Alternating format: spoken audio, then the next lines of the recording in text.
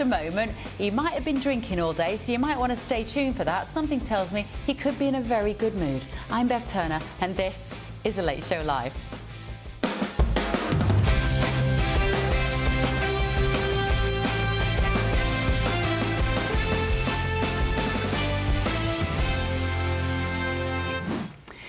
Very warm welcome to you from a very warm Washington, D.C. Delighted to say my panel this evening, political commentator Hilary Fordwich is here. Evening, Hilary, how are you? Good evening, smashing, thank you. A little bit more melting. Yeah, we've been melting all day.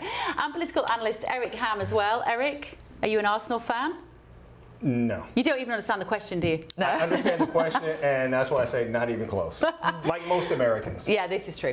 And in London we have, of course, GBNews contributor Paul Cox and broadcaster Jonathan Liss. They're both joining us this evening. How do you both feel about the football results, fellas? Thumbs up or thumbs down? So I'm not particularly fussed about Arsenal. What I am interested in is Southampton, because I'm a Portsmouth fan, and they've just been done for spying, which means they can't play in their playoff final, which is not as big a news, Bev, but I'm not that fussed about Arsenal. Yes. Fair play to them. But one of the strangest stories of the day, I only heard that I was coming in the studio, I heard a headline about that, and I thought a football team has been done for spying. Wow. Yeah. Do you understand that story, Jonathan? Do you know what football is? I do know what football is, Bev, but I have no interest in it.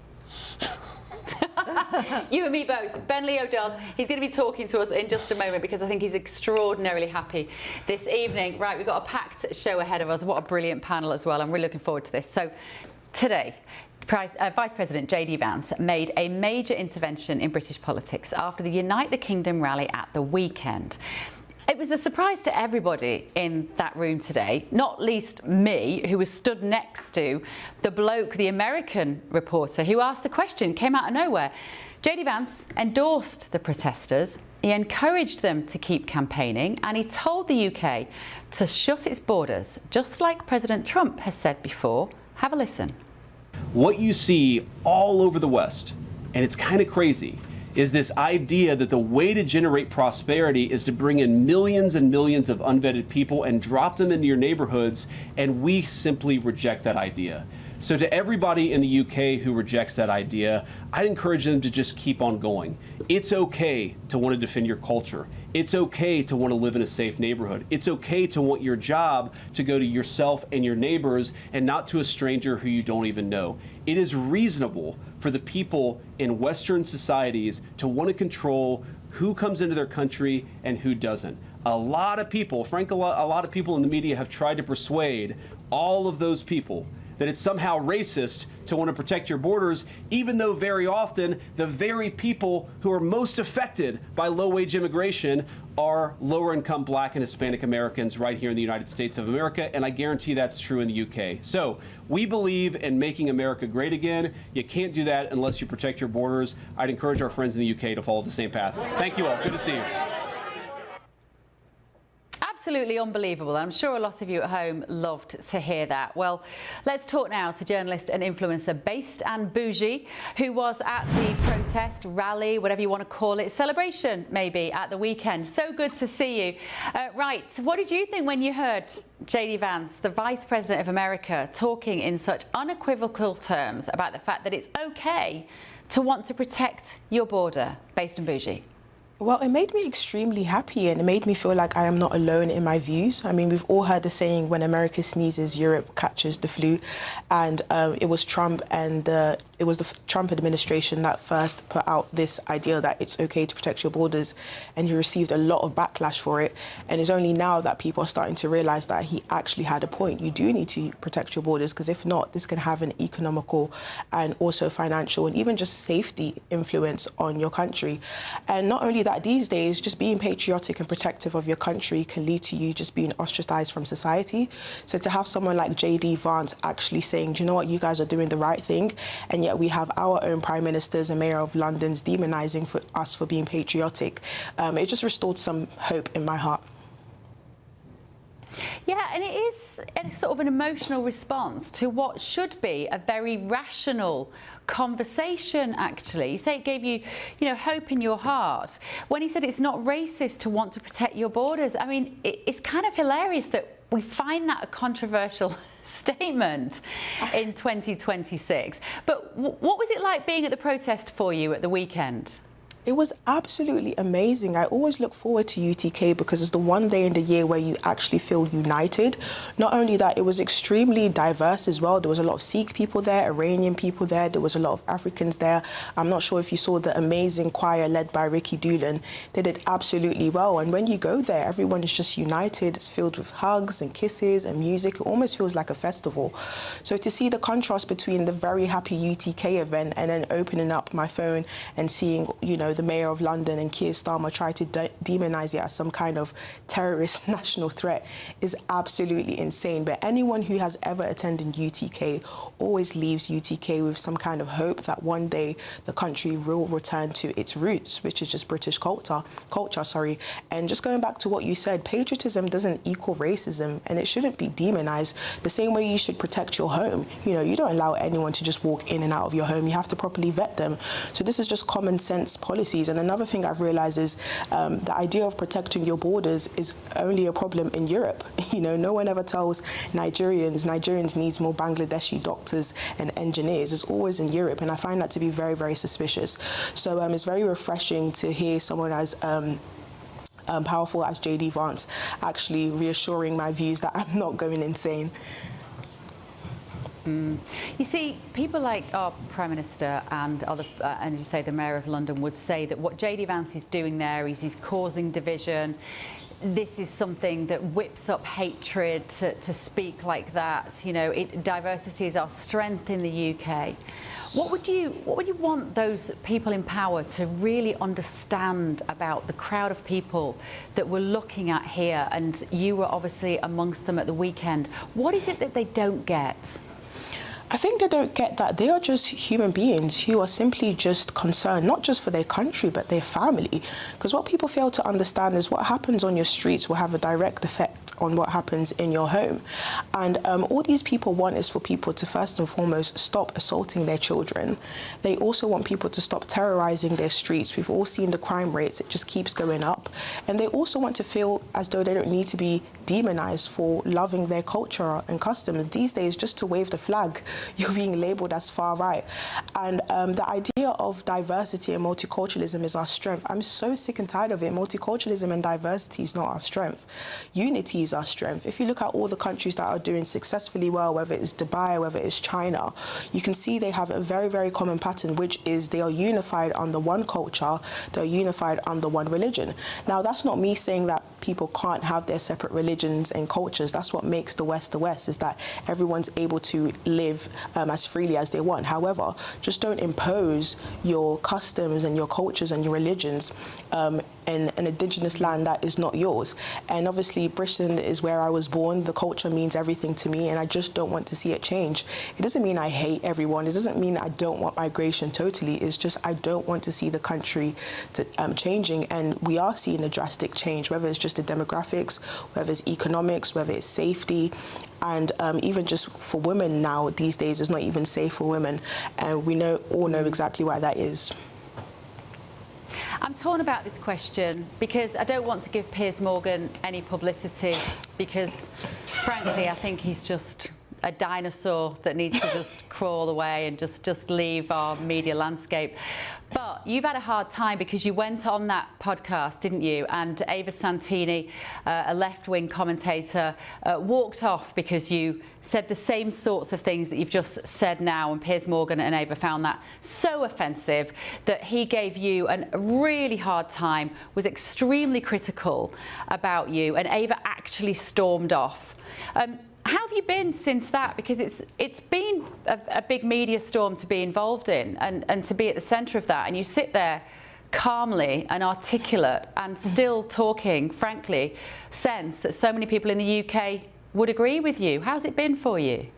Do you know what? I feel absolutely good. I just hope that Piers Morgan and Ava are feeling good about themselves because, in my opinion, I'm absolutely appalled and disgusted, excuse me, by their behaviour.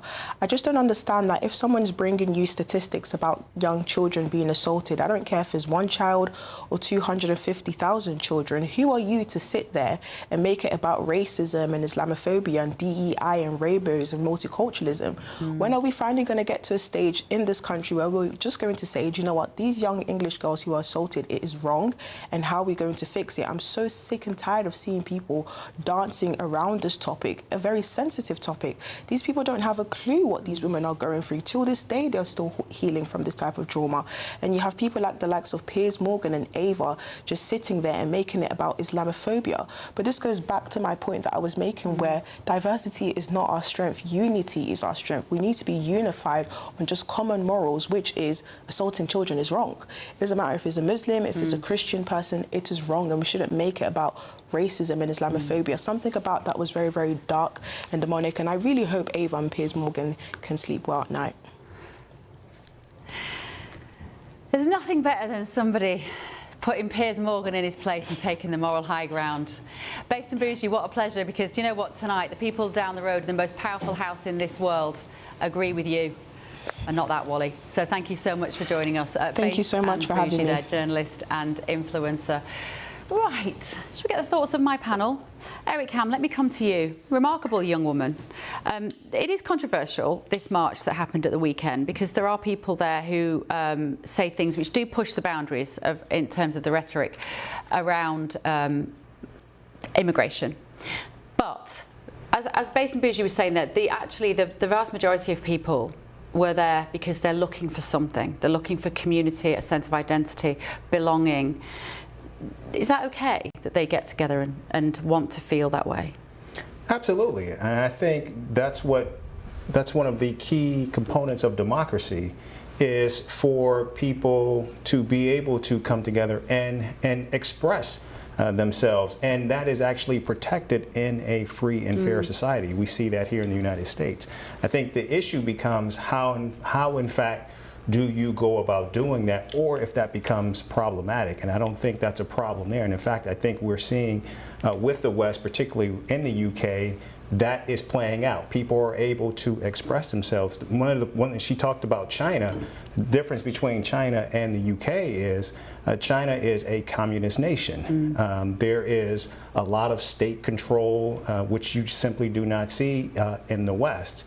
And I think yeah, we're on our way. Give us time. Aren't we all? Absolutely. And I think that's something. I think that's a slippery slope that we are moving towards. And I think people are simply completely and wholly ignorant to that idea, and we continue to move towards that direction, I think, at our own peril.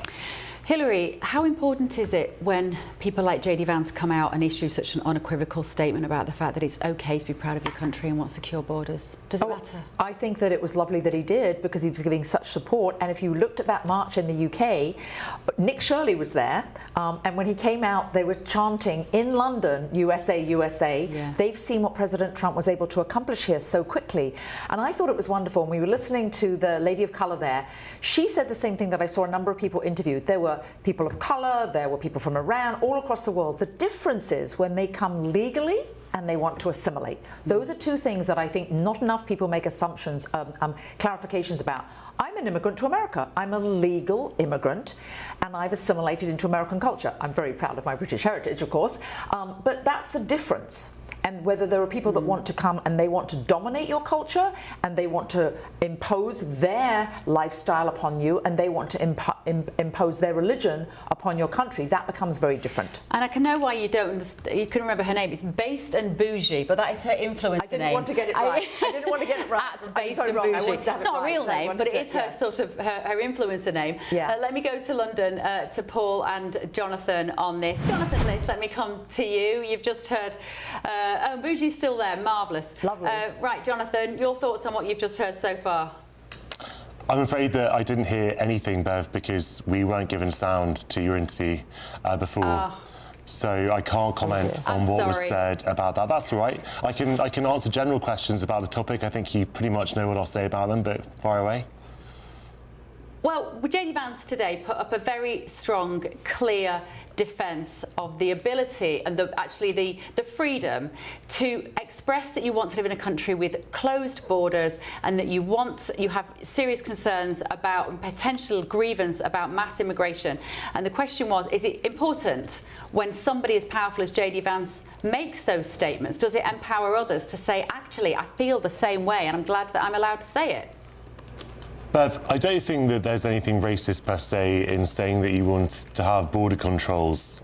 Clearly, with a country like the UK in particular, or in Britain, is an island, and there are obviously going to be capacity issues. Clearly, you can't have 1 billion people living on this island. That's not racist. If you are going to be talking about the kind of what Englishness is, or the kind of people that you want people of a certain colour to be here over people of another colour, or a certain religion. For example, you know, you like this, you like these people, but not those people because you don't like their religion or whatever. Then obviously that can sort of step into racism. You know, if you give me a specific example, I can comment on it. But no, I don't think that it's racist to say that you want to have secure borders and to control immigration. Obviously, I am on the more pro-immigrant side of the argument, pro-immigration side of the argument, but I'm not going to smear people who disagree with me as being racist just for disagreeing with that. Paul, I don't know whether you heard the conversation as well that we had there, but JD Vance, as I say today, just a remarkable, just from the cuff. He didn't know that question was coming and he had all his lines ready for us. I didn't need to hear it, Bev, because I've seen plenty of based and bougie, base as I like to call her, because we're on first name terms. And I couldn't believe it when I saw her come into the studio. I was like, there's based and bougie. I really like her. I've seen her on Piers Morgan giving him what for. But I couldn't do anything. All I could muster was a wave across the studio because I was a bit starstruck there. But JD Vance really does speak from the heart about these particular core subjects. That's enough, Jonathan. I'm trying to speak. Good God, man. He does speak from the heart, right? And particularly on these subjects. And I think that's why, as a politician on the right, he's so well admired on the right. Obviously not admired on the left, and that's why Jonathan's got his head in his hand. No, I think he is, Jonathan. I generally think he is an admired man. And anyone who can respond that quickly to a question that he was unaware of in the way that he did tells you a couple of things. He's in tune with his own politics. He's in tune with his own ideologies, something that someone like Keir Starmer, for instance, is utterly not capable of. And I just think he told us what he thought because he meant it, Bev. No. JD Vance doesn't tell you what he thinks about anything. He tells you what Donald Trump thinks. JD Vance is a man without any political beliefs. Now, this isn't the case for all Republicans, Bev. Someone like Marco Rubio, his stock has risen dramatically over the last few months because actually you see him and no matter how repulsive he is, you think, yeah, there's a man who has beliefs. JD Vance is a man who will change to the weather. He is perfectly capable of saying in the same breath, oh yeah, we're going to sort of tackle fraud, and at the same time be sort of steadfast behind the most corrupt president in history. This is the man who, sort of from going from America's Hitler that he said, when Trump was in the ascendant, to now sort of being Trump's absolute lick spittle. He has no beliefs at all. Yeah, but some of us have changed our mind about President Trump, and I put myself in that same Venn diagram, as you know, with JD Vance, because times changed in the last 10 years. Let me give the last word to Basin. Let me ask you this same question, which I can now call her as well. I'm delighted to say, Paul. When you look over at American politics here, and you hear the kind of messages coming out of the White House, does it give you hope that maybe the UK can slightly start to turn in that direction? It definitely does give me hope. We all heard the saying, when America sneezes, Europe catches the flu. So I think what's happened in America, where people are becoming more open to the idea of protecting their borders, even though they shouldn't, this should be just common sense. I believe that the same thing will happen in the UK. Not only that, but the UTK event and what Tommy Robinson has done, being able to pull millions of people, is definitely symbolic of how the tides are shifting, the culture is shifting, and people are becoming more protective of their country. Why? Because we've seen that aftermath of mass migration. There's nothing wrong with migration. My dad migrated here, so I would be an absolute crazy woman to be against it. But we have to do it properly, and I don't think there's anything wrong with saying, actually, I don't want this type of culture, I don't want these type of people, I don't want this type of religion in my country. Why? Because we have other places in the world where they can go coexist. So yeah, going back to what I said, multiculturalism is not our strength, diversity is not our strength, unity under Christianity is our strength in Great Britain. Okay, thank you, Based. Eric Ham was saying it sounded a bit racist to him. Eric, elaborate a little bit. We've got 10 seconds. Well, she just said, you know, based on culture, religion, and race. So that sounds pretty racist to me. I think migration, if we're talking about mass migration, people should be able to go wherever they choose, so long as they're following the law. It should have nothing to do with color, culture, or religion. Just respond to that, Based and Bougie. Yeah, so I just believe in statistics. I didn't. If I said colour, I'm not sure if I did, but if I did say that, I take that back. But what I was meant to say, it's culture. Culture is what's the most important thing. And I think people should be able to choose what cultures they want in their country, and I don't think there's anything wrong with that. Now, if a predominant race of people, whether that's black people, orange people, blue people, keep causing problems, then it shouldn't be a surprise if someone turns up and says, actually, I don't want those orange people, I don't want those blue people coming into our country. I pay attention to statistics. And I think if a certain culture, if we're going to sit here and say colour keep causing problems, then yeah, it shouldn't be a crime for people to say, actually, we don't want that culture or colour or people in our country. So I hope that's clear.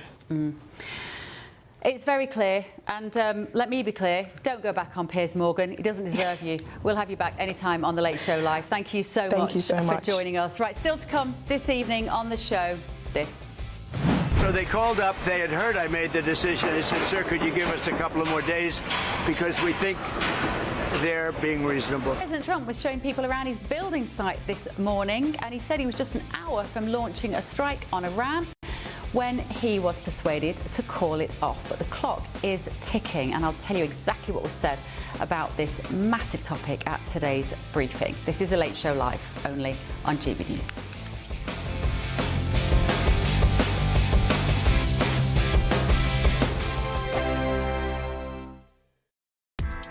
Join me, Nana Akwe, for an informative, interactive news programme with a difference. It's fun.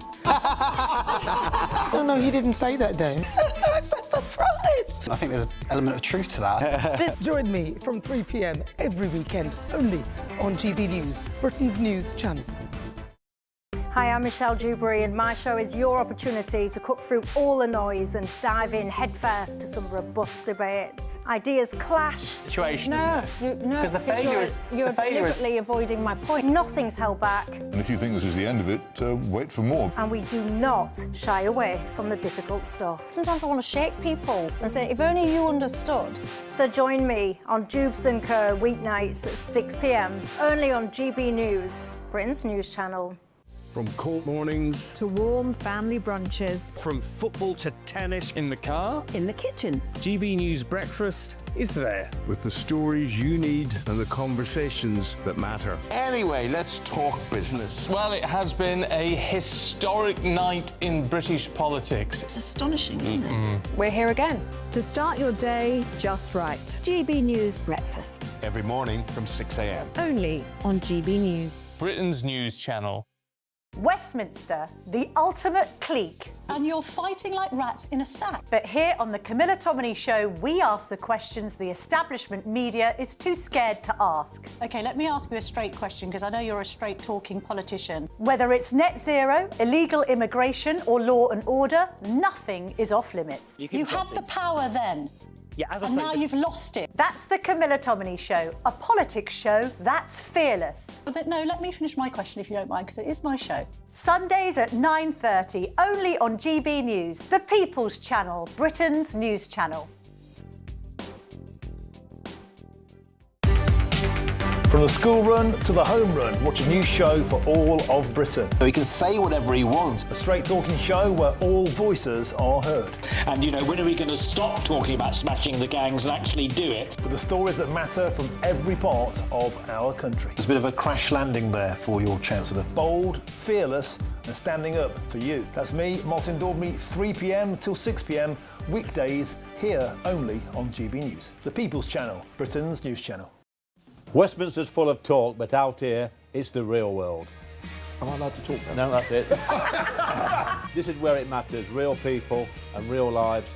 That's what politics is all about. In fact, has Trump made a good start? No. Straight answers, no spin, and just a couple of pints. How many fingers have I got up? About 10. So join me for Lee Anderson's Real World every Friday at 7 p.m. only on GB News. The People's Channel, Britain's news channel.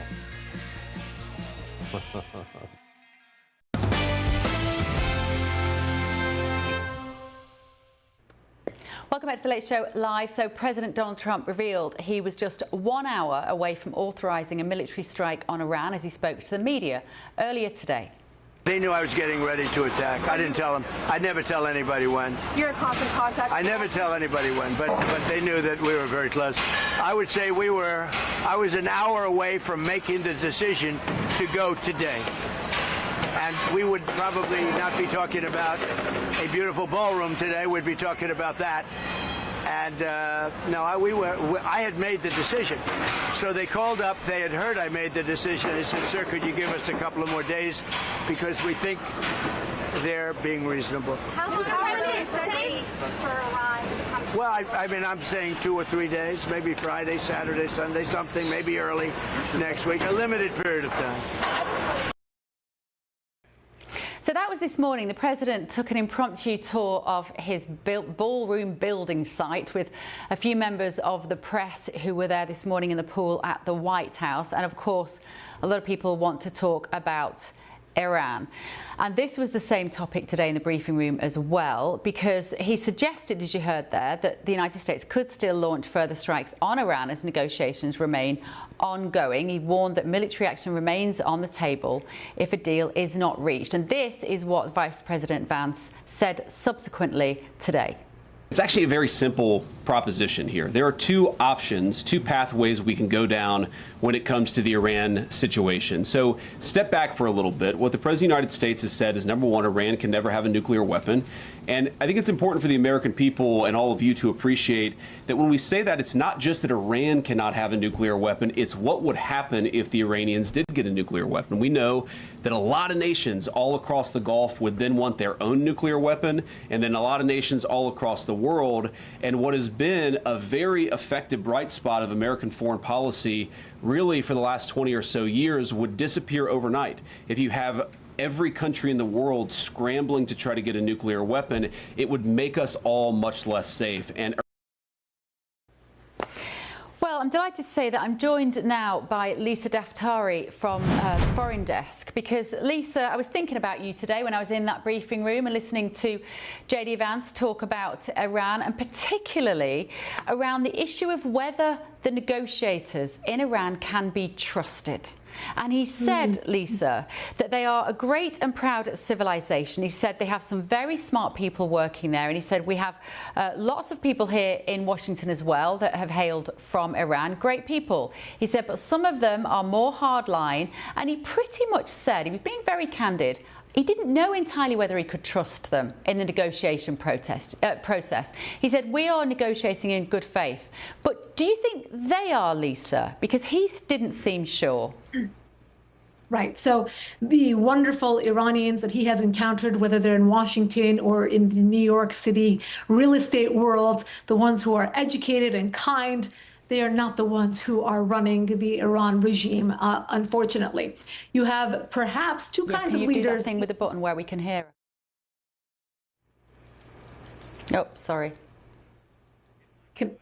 So you have two types of leadership, perhaps, in Iran, and it's not moderates and hardliners. You have hardliners and harder liners. So I don't think that there are any good faith negotiators. If he is looking for that one person, like we had in Venezuela, who can be trusted and who can be the go-to person, he's not going to find it. And I know that Donald Trump knows that, but he is keeping all options on the table. And the fact that we can go back to kinetic warfare, that will remain the threat. This evening, the hand is.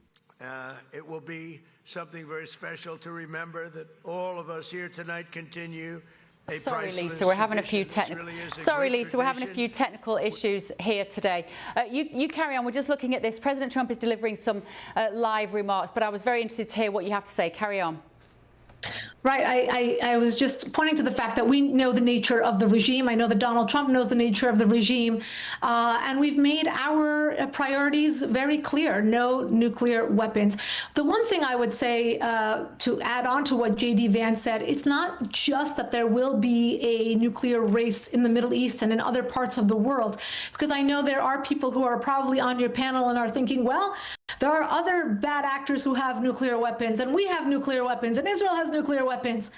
And it's not necessarily the nuclear weapons. It's not necessarily the car. It's the drunk driver that is dangerous around the car. So we do not want this regime to have nuclear weapons, just like they have funded their proxies and they have killed thousands and thousands of Iranians, innocent Iranians.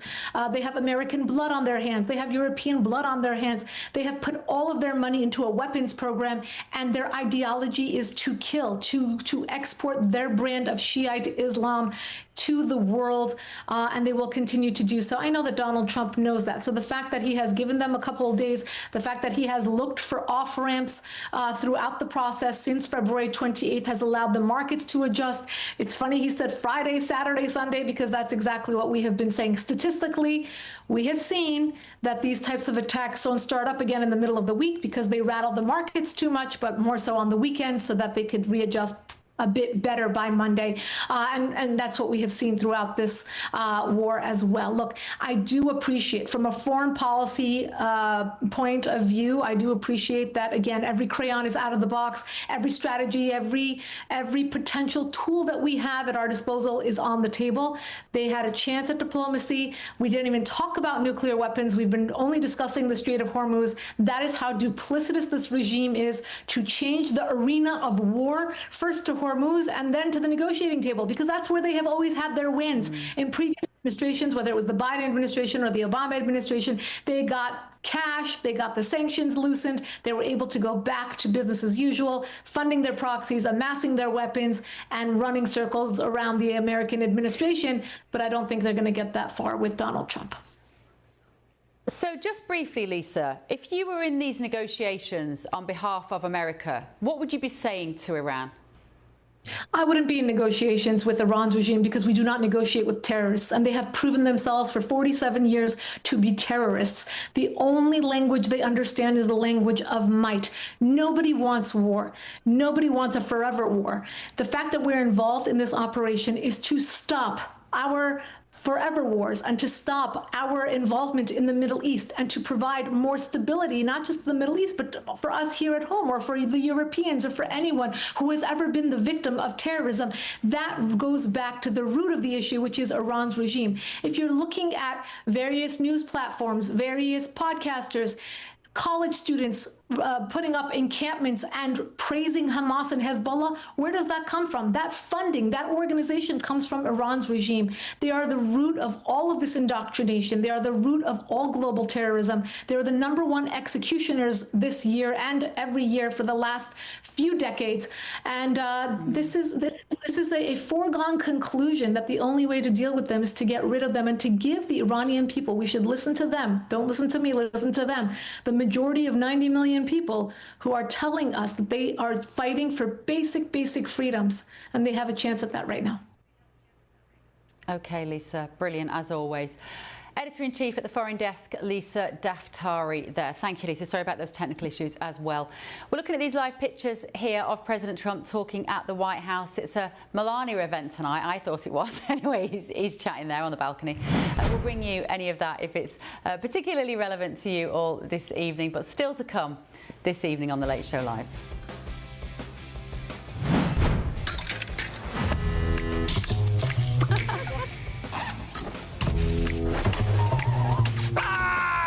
I'm looking for that deep connection. Someone who's kind, generous. It was a show that baffled me from the first time I saw it. Channel 4's Married at First Sight. Well, guess what? It's been cancelled now over rape claims from some contestants. I'm going to be joined by reality TV star Nicola McLean later in the show and asking if these programmes take unnecessary risks for clicks. This is a Late Show Live only on GB News.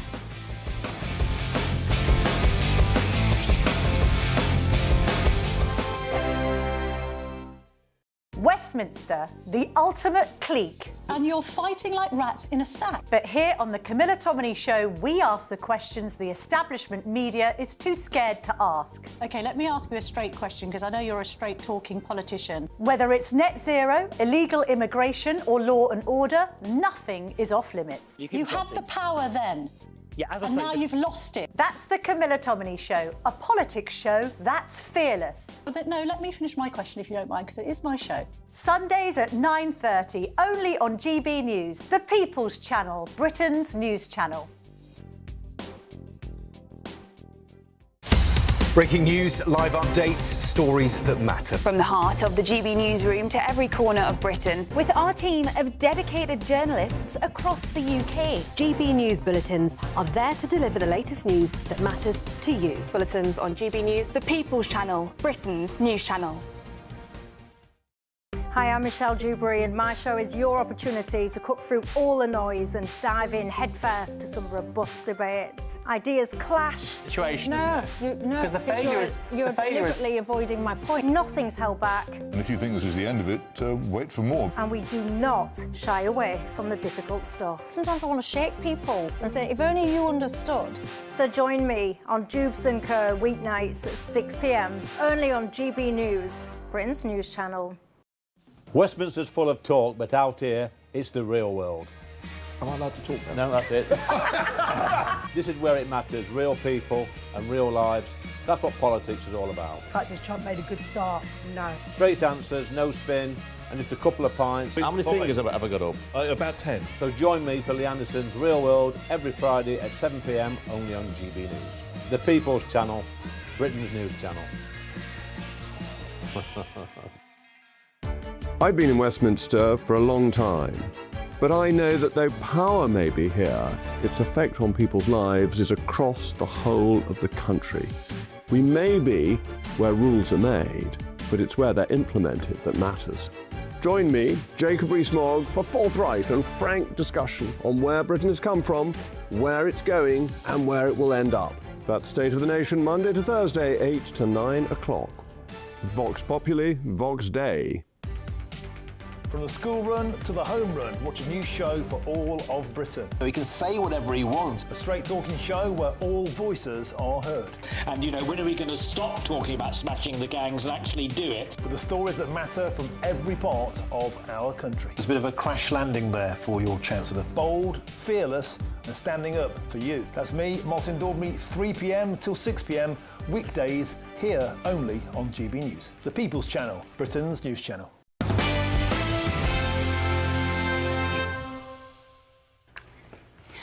Welcome back. So, a BBC investigation has uncovered serious allegations linked to Channel 4's Married at First Sight UK, including claims of rape by some of the contestants. According to the corporation, 2 women alleged that they were raped while taking part in the programme, while a third woman described an alleged non-consensual sexual act. In response, Channel 4 has removed all previous seasons of the show from its platforms. The broadcaster's chief executive, Priya Dogra, has said that she sympathised with contributors and believed that Channel 4 had acted quickly, appropriately and sensitively. She also noted that the allegations are disputed by those accused. The Metropolitan Police is now urging anyone who believes that they may have been the victim of sexual assault connected to their participation in the programme to come forward and contact officers. Let's talk now to model and reality TV star Nicola McLean, who always brings a dose of common sense to these sorts of topics. Nicola, thank you so much for joining me. Great to see you. Whenever I saw this programme from the start, I thought it had potential minefield of consent or the opportunity for people to turn around and say, well, I didn't agree to that. I mean, your assessment, Nicola, of this situation and what you make of the programme in general as well. Well, yeah, the programme's a very bizarre concept, isn't it? Because I feel like the more I've read about it and the more I've read people's stories, you know, if they didn't want to, you know, get into bed with their husbands right away, you know, they would be frowned upon by the husbands and, you know, because they would be deemed as not as interested in them as other people were because they were doing things. So it is a bit like, you know, all kind of reality show, there is a peer pressure on you. So when there's a peer pressure on you to be married and to act the way people think people should act in marriages, it's slightly worrying when that's, you know, on a TV show. Just, Nick, for anybody that hasn't seen it, because there will genuinely be people watching this who have no idea what Married at First Sight is, just tell our viewers how this programme works. What's the format? So I'm actually not a massive maths fan, to be honest with you. So I haven't watched loads of it. But, you know, essentially you get married, you know, the first time you see someone. I don't think the marriages are actually legal. You can correct me if I'm wrong, but I don't think they are. But well, you know, I think this is one of the things that's come out. Yeah. Yeah. So you know, but you have a ceremony, and then you know you continue your married life on the show. But I mean, I've been watching clips, and we see the experts pulling some men up on their behaviour and the way they're talking to their wives on the show, you know, saying, I'm allowing you to do this. You know, they're already taking ownership of these women that they've only known for 5 minutes. Now, don't get me wrong, I've known my husband for 22 years, and if he said to me, I'm allowing you to do something, it would be a total red flag to me. I mean, he never has and he never would. But, you know, one of the men that have allegedly raped his wife, or you know, did consensual acts. Fellow contestant, he was one of the ones that was pulled up on his toxic behaviour. So you know, I think we can't glamorize these shows where we're watching men speak to women in an appalling way and just think that it's TV. And that's the problem with reality TV. We can all get sucked into the fact of it's just TV, but it is your life. And, you know, I've done lots of reality TV, and when you're in it, it is very much your life. And do you think these shows take enough care over the participants, Nicola? Because things did change, didn't they, in the wake of a Jeremy Kyle show, a daytime show, where one participant actually took his own life, and that, I think, changed a lot of the guidelines around them. They tend to surely have a pretty standard, pretty nailed-on duty of care, don't they, for contestants now? I mean, I think it's definitely got better.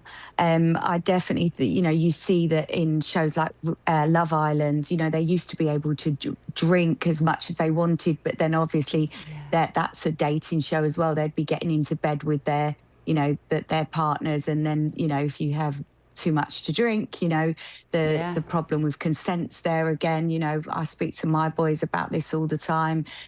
So, you know, you're only allowed one drink in Love Island now. When I was on Big Brother, they let us drink as much as we want. Obviously, it's not a dating show, but, you know, I definitely was far too drunk on Big Brother a couple of times and regret that. But, you know, now you're not allowed to do that. You're not, you know, there is a better duty of care.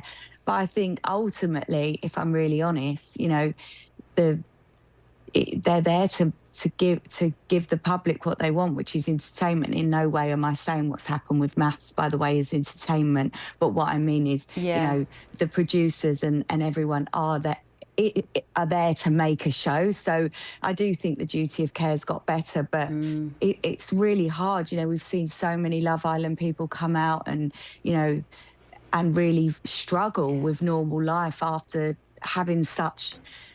I think as well, I think, you know, when you're a celebrity and you go into celebrity shows, you're used to a level of fame.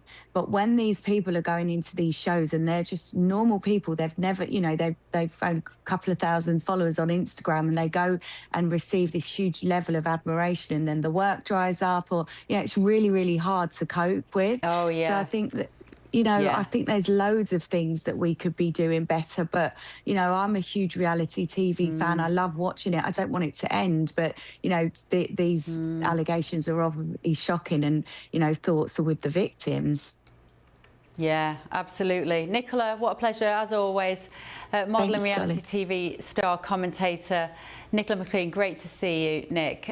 Just a right of reply, all three men accused of wrongdoing on Married at First Sight deny the allegations. Channel 4 has said they were asked to respond to claims of failures in welfare protocols. And Channel 4 believes that when concerns related to contributor welfare were raised through existing welfare and production protocols, prompt and appropriate action was taken based on the information available at the time. Channel 4 strongly refutes any claim to the contrary, and lawyers for CPL, the production company responsible for the show, told the BBC that its welfare system was gold standard and industry leading, and that it had acted appropriately in all cases. Let me know what you think. gbnews.com/your say. Still to come this evening on The Late Show Live. Arsenal have apparently won the Premier League for the first time in 22 years. My father won't be very happy about that as a Man United fan. But somebody who is very happy, Ben Leo, joins us in just a moment. I can tell you he's going to be in a very good mood. Don't go anywhere. This is The Late Show Live, only on GB News.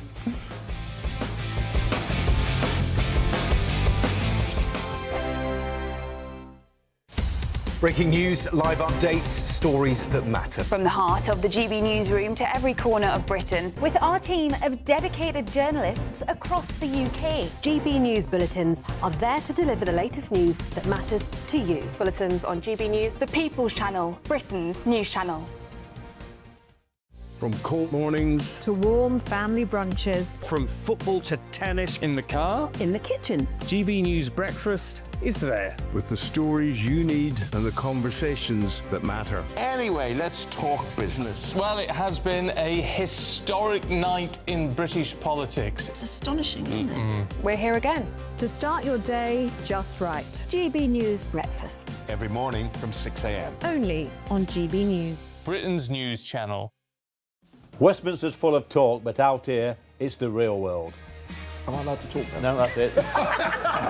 This is where it matters, real people and real lives. That's what politics is all about. In fact, has Trump made a good start? No. Straight answers, no spin, and just a couple of pints. How many fingers have I got up? About 10. So join me for Lee Anderson's Real World every Friday at 7 p.m. only on GB News. The People's Channel, Britain's news channel. At GB News, we love to hear from you, our loyal community. So drop us a line at gbnews.com/your say. There you can talk to each other and also to the presenters live on air. gbnews.com/your say, because GB News is your channel, Britain's news channel. Join me, Nana Akweer, for an informative, interactive news programme with a difference. It's fun. No, he didn't say that, Dave. I'm so surprised. I think there's an element of truth to that. Join me from 3 p.m. every weekend, only on GB News, Britain's news channel.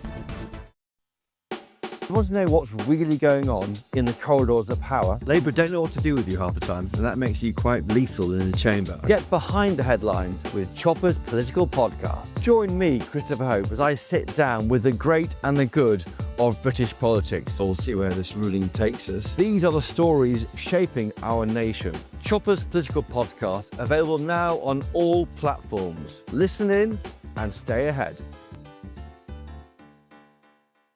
Hi, I'm Michelle Dewberry, and my show is your opportunity to cut through all the noise and dive in headfirst to some robust debates. Ideas clash. Situation, No, isn't it? no, Because the failure is... you're the failure is... deliberately avoiding my point. Nothing's held back, And if you think this is the end of it, wait for more. and we do not shy away from the difficult stuff. Sometimes I want to shake people and say, if only you understood. So join me on Jubes and Kerr weeknights at 6 p.m. only on GB News, Britain's news channel.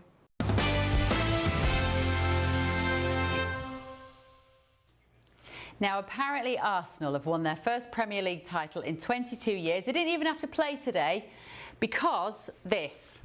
That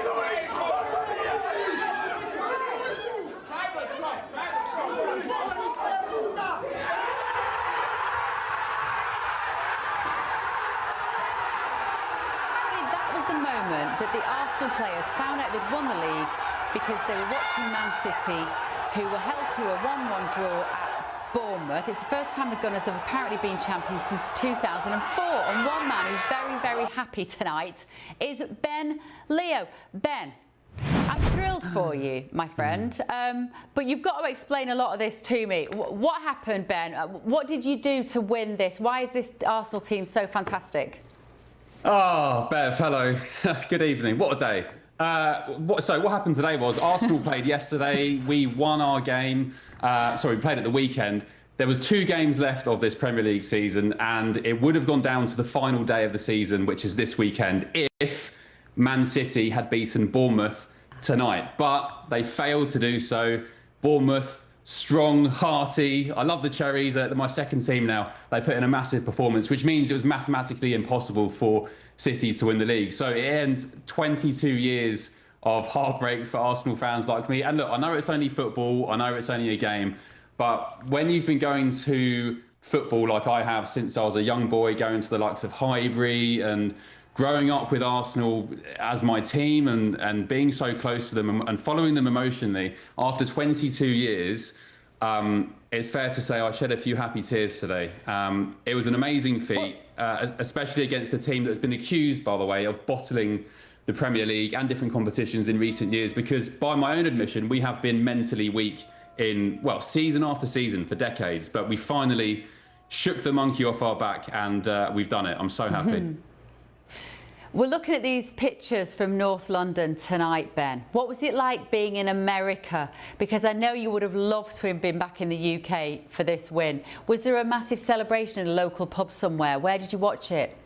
But there is in DC, as my cameraman Ben will know, we frequent it quite often, but there's an Arsenal pub called Franklin Hall, which I was going to go down to today, but the weather was really nice in DC today, so I decided to go outside and get sunburnt instead. But I was just watching it on my my iPhone next to on a little sunbed. But it was it was an amazing time. And also, this isn't the end of it. We've got the Champions League final, so it could be an even more incredible season, because the Champions League final against Paris Saint-Germain is in Budapest. I think it's next week. So it could be a historic season for Arsenal. And it's just, as I keep saying, I know it's only a game. I know it's sport. There's bigger things going on in the world. But I think they call it bread and circus, don't they? It's kind of like a distraction to real things that are going on in the world. But it's my escapism, Arsenal, my team. Ben. We do. You always need it. And you were just talking about reality TV and so on. That's escapism for some people as well. So, but the thing for me is, Bev, you'll know, sorry to keep blabbing on, but you'll know from being with me out here that I get emotional quite easily. But the reason I cry at times like this is, I was just telling my mate, it's because I love seeing people achieve things. I like seeing people over the course of years and decades strive and train, and I know how much it means to them. When Andy Murray won Wimbledon in 2013, I think, I cried then because I was just so happy. I felt the relief from the weight off his shoulders. So that's why I love sport. That's why I love moments like this. I want to know, because I know it was a day off for you today because you were working at the weekend, you'd got a long stint of shows ahead of you. When you were sat there on your sun lounger today watching on your phone and that result happened, did you jump up and down and have lots of Americans pointing at you thinking, what's wrong with that kid? I didn't actually, and Arsenal fans will not understand my reason why, because I've had 22 years of this, being so close with Arsenal. Previous seasons being 1 point away, 2 points away. So I wasn't going to be celebrating until that full-time whistle went, and we've done the business. We got to go, we got to go. See you in a bit. Today, clouds overhead, total zen within. Boxed Solar sponsors the weather on GB News. Good morning. Welcome to your GB News weather update from the Met Office. After a showery day yesterday, it is going to be drier out there today with sunny spells. Still a few showers around, and it is going to be feeling warmer before those temperatures do start to rise later on in the week. So a lot of cloud around first thing this morning, some hill fog in places, but the cloud will tend to lift and break up. We'll see some glimmers of sunshine, a few showers around, especially across the central parts of England. The focus for the showers, though, through today is going to be across Scotland. Some of those merging into longer spells of rain to the far north into Orkney. Still quite breezy out there, but temperatures rising 18 to 21 degrees in the best of any sunny spells. As we head through this evening then, we see that band of showery rain across Orkney and Shetland gradually push its way northwards. Showers persisting across much of northern parts of Scotland. To the south, some late evening sunshine. Cloudy across Northern Ireland, and that persisting into northern England, into much of Wales and the southwest of England. But most of the showers will start easing and fading away as we go through the evening and into the night. So across the south, generally holding on to dry conditions overnight, but out towards the west, cloud and further spells of rain moving into Northern Ireland, into Wales, northern England, and eventually ending into southern parts of Scotland. With the cloud or rain around, temperatures will be holding up, so it's going to be another mild start to Thursday morning, only lows around 9 to 12 degrees. So a damp picture first thing on Thursday morning across a northern part of England and into Scotland, with outbreaks of rain here. Showery outbreaks of rain possible across Wales as well. Best of the sunshine through Thursday afternoon is going to be across the south of England, and here temperatures rising nicely in the sunshine, highs of up to 24 degrees. Bye-bye. Today, clouds overhead, total zen within. Box Solar sponsors the weather on GB News. From cold mornings to warm family brunches, from football to tennis, In the car, in the kitchen. GB News breakfast is there. with the stories you need and the conversations that matter. Anyway, let's talk business. Well, it has been a historic night in British politics. It's astonishing, isn't it? We're here again to start your day just right. GB News breakfast, Every morning from 6 a.m. only on GB News. Britain's news channel. Join me, Nana Akweer, for an informative, interactive news programme with a difference. It's fun. Oh, no, you didn't say that, Dave. I'm so surprised. I think there's an element of truth to that. Join me from 3 p.m. every weekend, only on GB News, Britain's news channel. At GB News, we love to hear from you, our loyal community. So drop us a line at gbnews.com/yoursay. There you can talk to each other and also to the presenters live on air.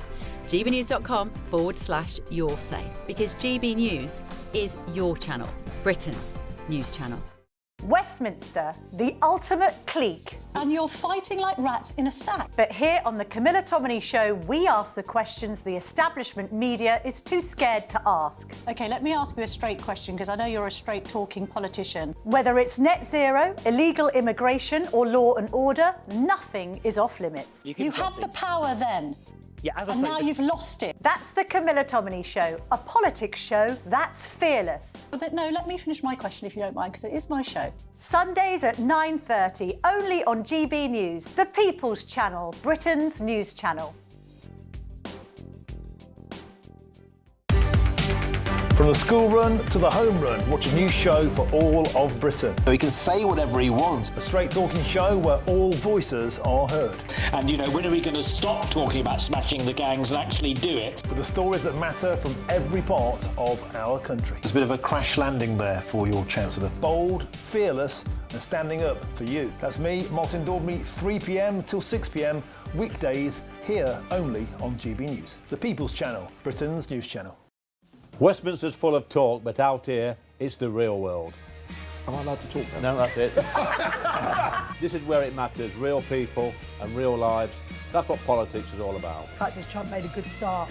No. Straight answers, no spin, and just a couple of pints. How many fingers have I got up? About 10. So join me for Lee Anderson's Real World every Friday at 7 p.m, only on GB News. The People's Channel, Britain's news channel.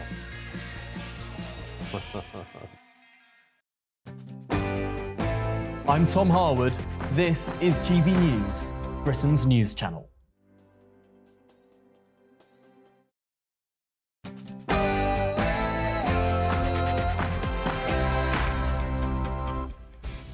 Very good evening, good morning, live from Washington, D.C. This is Bev Turner on GB News with the stories shaping Great Britain and the United States of America tonight. The UK Treasury is reportedly encouraging major supermarkets to introduce voluntary price caps on everyday essentials. We'll have a look at that and compare it to the New York Mayor's state-owned grocery store. energy security, for good jobs, for lower bills, and indeed to tackle the climate crisis.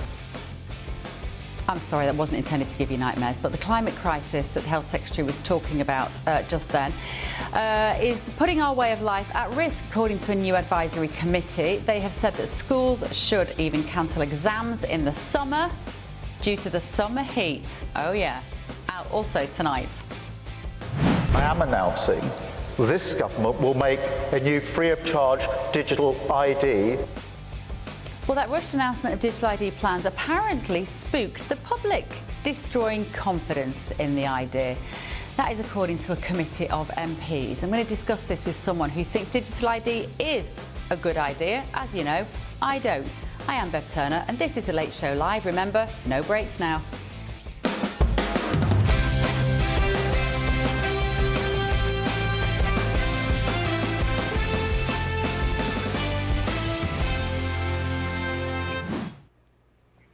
Delighted to say that I'm joined in the studio this evening by the panel of political commentator Hilary Fordwich and US political analyst Eric Ham. Evening to you both. Thank you for staying with us. And in London, GB News contributor Paul Cox and broadcaster Jonathan Liss. Gentlemen, thank you so much for joining us. Just before I get to this story, the main story we're going to handle tonight, I've got to bring you some breaking news right now because a high-flying diplomat in Washington who stood in as an interim ambassador after Lord Peter Mandelson was sacked has abruptly left his post. No explanation has yet officially been given for the departure of James Roscoe, a very well-known person here in Washington, D.C., very well liked, in fact. He'd served as the deputy head of mission at the British Embassy since 2022. He was among those who were tipped for the top job after the removal of Lord Mandelson over his links to Jeffrey Epstein. However, the posting ultimately went to Sir Christian Turner. As charge d'affaires to the US, Mr. Roscoe played a key role in President Trump's state visit to the UK just a few weeks, last September. And more recently, of course, a second in command at the embassy. He was also involved in the King's recent US state visit to mark the 250th anniversary of American independence. Before moving to Washington, he was the UK ambassador to the United Nations and previously served as communications chief to the late Queen Elizabeth II. He'd also been chief press officer in Downing Street for Prime Ministers Tony Blair and Gordon Brown. Mr. Roscoe's earlier diplomatic postings included the UN, Sierra Leone and Iraq. So in a brief statement tonight, a Foreign Office spokesman has said James Roscoe has left his post.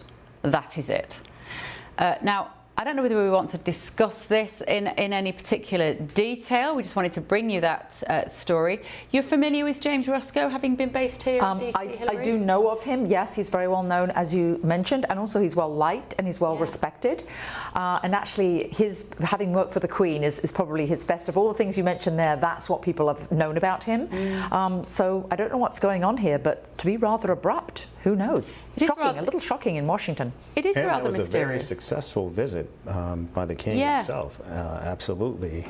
You saw how President Donald Trump was just so enamored with that visit and with the King personally. So I think, and many people were concerned about relations between the United States and the UK. And I think, given the way that visit went, I think both sides of the pond would say that was a very, very successful visit.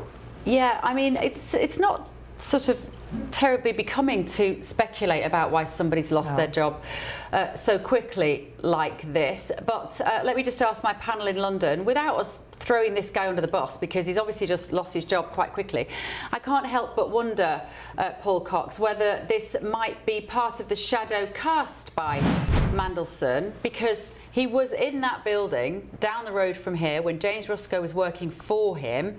Do you suspect that maybe something might come out? So not to make any allegations that James Roscoe was involved in Epstein Island or anything like that, but I just wonder whether there are some communications which maybe portray him in a less than positive light, perhaps. Yes, probably. I mean, I have absolutely no idea, of course, Bev. It would be quite amazing if right now I said I've got the exclusive and I've got the emails. I don't. Look, I'm sure it is something associated to that, just because of the departure. And we see this time and time again. When we see a scandal like the Mandelson scandal, anything that comes in its wake is just nipped in the bud incredibly quickly. So the bar is always dropped. You know, with Mandelson, it was right up here. You know, he was friends to Epstein, and he had all sorts of shenanigans going on in his background, and the bar was right up here. And don't worry about it. In the wake of something like that, you often see people get the sack or moved on in some way very quickly because people just want it to go away. So he may not have done anything terribly wrong. He might just be by association, Bev. Bev, I'm reading in the, just having a look at some news articles about it, there was a suggestion that that there was some investigation that was ongoing about the leak of National Security Council sort of meetings with the Prime Minister and senior cabinet ministers in March. And there was an investigation about how that might have been leaked. So that was what the Times was linking it to. OK, well, thank you, Jonathan. Let's wait and see. James Roscoe was the deputy head of mission at the British Embassy since 2022. He didn't get that job. There was speculation here that he might have got the role. Obviously, it went to Sir Christian Turner, who is in that hot seat right now. So let's see. More of that will no doubt emerge. It will be interesting to see who that also reflects upon decision-making again. Right. Moving on, the UK Treasury is reportedly encouraging major supermarkets to introduce voluntary price caps on everyday essentials because food inflation has climbed to 3.7%. Under the proposed scheme, retailers would limit the cost of staple items such as bread, milk and eggs, and in return the government could offer incentives including relaxed packaging requirements and delays to healthy food regulations. Just give them a tax cut and let them bring their own prices down, for goodness sake. Chancellor Rachel Reeves is expected to unveil new cost of living measures on Thursday, with reports suggesting Treasury officials are urging her to promote the proposed policy despite supermarkets, guess what? They don't back the scheme. What a surprise. Let's understand this in a little more detail, shall we? Let's talk to economist John Boyd and Professor of Sociology at Arkansas State University, Angelo Brown. John, thank you so much for joining us. So this sounds like the British government going to the supermarkets and saying, look, everything's really expensive. Will you just do us a favour and keep your prices down, please? What kind of economic model is that? It's a losing economic model. It's one that does not work.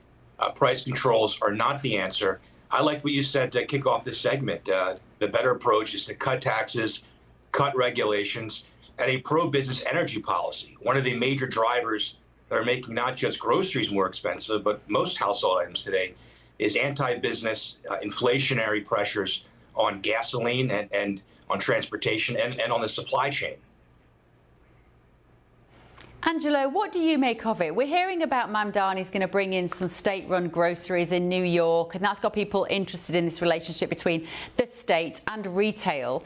What do you make of Britain's going out, British politicians going to these supermarket leaders and asking them to keep the prices down? That's an interesting idea for Britain. I know in New York, for example, that's where I have experience in and knowledge in. So I'll talk about that more. Is a lot of young people get junk food. America spends the most on, healthcare, but have the, worst health outcomes for developed nations. So something got to change. Not saying that's the only way to go about it, but what we're doing for the last 40 years seems to be making diabetes go up. We have obesity rates so high that we can't even get, young men to join the military because they're not passing the basic physical tests. So I think, he's just trying to make food that's, natural, available to, working class people. So it's just one option I think that, New York can take. There's many other ways to do it as well. If you had to predict, though, John, what's going to happen with Mamdani's groceries in New York, state-run? I mean, as Angelo says, the intention may be entirely honourable, but does that sort of retail model work for anybody? It doesn't. It was tried a number of times. The Kansas City model was a big failure, not just putting pressure on smaller grocery stores and bodegas to go out of business because they can't compete with municipalities that could essentially have unlimited resources. They also become targets of mass crime okay, which hurts related types of development activity. And I'll say this, look, not just the New York business community is concerned about Mamdani's free, city-run grocery stores. It's the global business community. This is just yet another risk factor, another indicator that this Mamdani City Hall is more interested in a redistribution of wealth, a tax the rich, virtue signaling policy, rather than expanding the private sector and expanding the tax base. And keep in mind, prior to last week's state bailout, the city was facing a $12 billion budget deficit, an unemployment rate approaching 6%. That's over 1% more than the national average. So the jobs numbers are dismal. And the plan itself, $70 million to do a grocery store in each borough. The private sector can build these faster, and they can do so at a much less of a cost, and they can produce a better product because they have the supply chain relationships already in place. Angelo, it's madness, isn't it, to have a local government running the food stores? It is literally the first step towards a type of modern-day communism. I would say that, yeah, there's a lot of, disconnect, thankfully, in our country from city to state to, national government. So I believe city government, we'll see how this runs. But for example, you talk about the boroughs. So far, there's been, I think it's in Brooklyn, 57% reduction in homicide rates. So if he's able to save that many lives, if we did that nationally, that'd be thousands of lives every year. So I think with those type of policies, I just want to see the facts, the numbers, and I don't really look at it as a political ideal just because, maybe it has some type of ways that you could connect it to social democracy. But if you look at the safest countries on earth, safest cities, Tokyo, you look at, places like Abu Dhabi in the Middle East, or you even look at Europe, Copenhagen, they all have these similar type of programs, and they're the safest cities on earth, some of the healthiest large cities as well. So I think if we could, reduce homicides with and increase health, that's, I'm just gonna look at the facts and numbers, not the, theories and policies that you're trying to connect with communism, because I don't think a lot of people call Mamdani, Sharia law activists, but Sharia law and communism are definitely not compatible. So I don't really think he's pushing either of those if he's truly being honest with the people. So. Okay, just one last question, Angelo. Would you say your students are very much on board with Mamdani's vision of the local government effectively being much more involved in what would normally be left to private business? I think a lot of people like to have the options. So it's good to have the option, like we have privatized businesses. If we go all the way to capitalism, should we have privatized fire departments, privatized police, privatized military? No, I think it's always good to have the options to have, both. We should always have privatization, but we should also, for example, in places that you can't even, in some places where I live, you can't even drive to go to organic grocery stores. There's only, liquor stores. So kids, that's all they could go to. So if they have to bring the government in and have to create a grocery store because nobody else will, because they call them food deserts, they're all over the United States, for kids to actually get real food, I think that's an option. But I would never want to get rid of private grocery stores either. So it's have both of them, and we'll see how they succeed. Yeah, Angelo, last word to you. Is Mamdani a glimpse of the future, do you think, to lots of... sorry, John, the last word to you. Is Mamdani the glimpse of the future of the way that more and more states will go and that private business will be cut out more and more? And is that, do you think in the UK we are starting to move in that direction with the government starting to tinker around with prices? Unfortunately, yes. And there's a disturbing trend around the world, and here in the States, obviously New York at the epicenter of this conversation. We're seeing it in other types of states also. California, Washington, Oregon, Illinois, and Chicago is a state that is moving to work against business, not with business. Unfortunately, the results are a smaller tax base, lower private sector employment, and that exacerbates the affordability crisis because it shifts the tax burden onto middle class and working class people. Yeah, absolutely. Thank you, gentlemen. John Boyd, economist, and Angelo Brown there from Arkansas State University. Let me ask my panel about this topic, Hilary. Well, the biggest problem with it all that I have is, who does it really put out of business? Who does this hurt? This hurts the small shop owner. This hurts the person that has the little corner shop in England. The big, huge chains, it's not going to bother them. It doesn't really affect them. That's who it hurts, number one. So the very demographic that basically Labour has always purported to be in support of, they're not actually in support of the working man anymore. We saw what happened in Wales with the recent elections. This is actually going to hurt them the most. That's number one. Number two, find me the place that these shops have actually worked and where they've been a big success and everybody's really happy about everything that's on the shelves, and then I'll be more of a positive support. I won't be such a skeptic. I don't see it working. And when you look at anything that the government runs, whether it's the motor vehicles department here in the US or the NHS in the UK, look at anything that government runs, find me where it's efficient. You can't even reach someone at the IRS. I had to do something with the IRS. It was an hour and a half waiting on the phone to speak to a human being.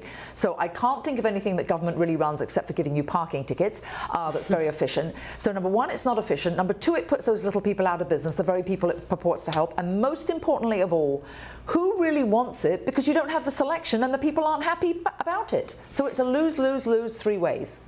Are you interested to see what happens with Mamdani's state-run groceries to keep the prices down? I mean, we aren't there yet in the UK, but as we said, the hook for this story was about the fact that the government are having these conversations with our supermarkets and saying, could you do us a favour and just keep your prices low, please? It doesn't work like that. In my first job out of college, I actually worked for a trade association that represented grocers. And what I learned was how tight the margins were for them. Tight. Like very, very, very tight.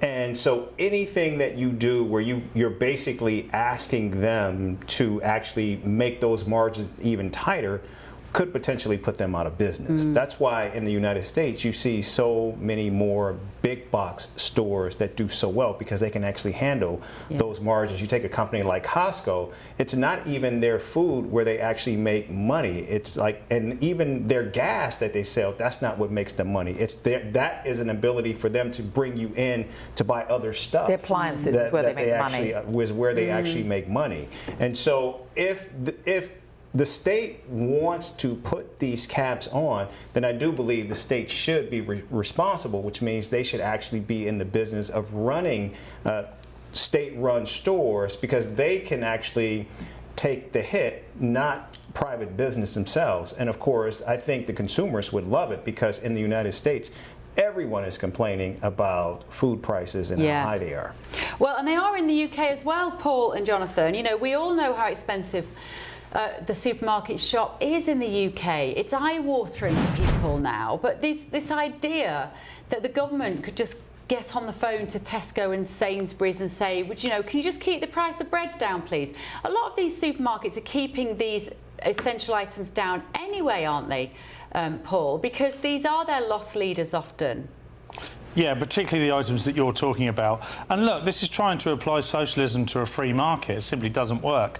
One thing socialism, and socialism is, to my mind and to history's mind too, has never really worked. But one thing socialism managed to do quite well, particularly in its early days in places like China, is it's able to distribute that wealth quite well. But we're not in a position to do this. And my point about this whole thing is that a lot of this is consecutive governments and leaders simply not understanding how economies work and not applying 101 economics to help the civilization that they're supposed to be helping.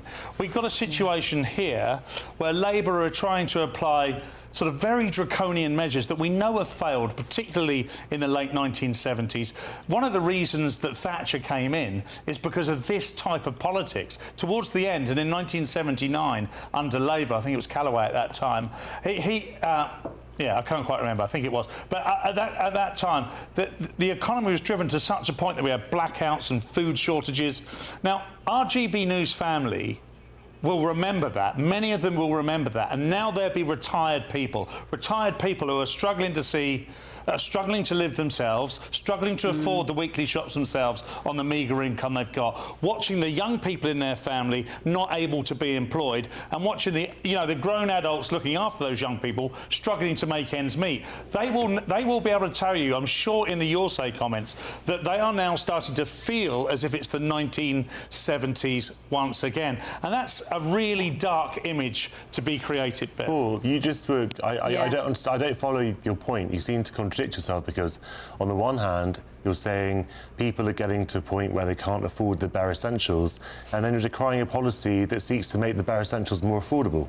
Well, my point is that Labour have done nothing to help us prevent us to get to this point. There are so many other levers to pull other than asking a free market company such as Tesco, let's say, for instance, to make changes. How about the government make changes? How about the government not take 50% on fuel duty? How about they? Well, there's literally. How about they get on top of the shoplifting issue? How about they get on top of the illegal immigration issue? How about we not spend £10 billion a year on net zero According to zealotism? this article in the Times, Rachel Reeves is going to cancel the fuel price, the fuel duty rise tomorrow.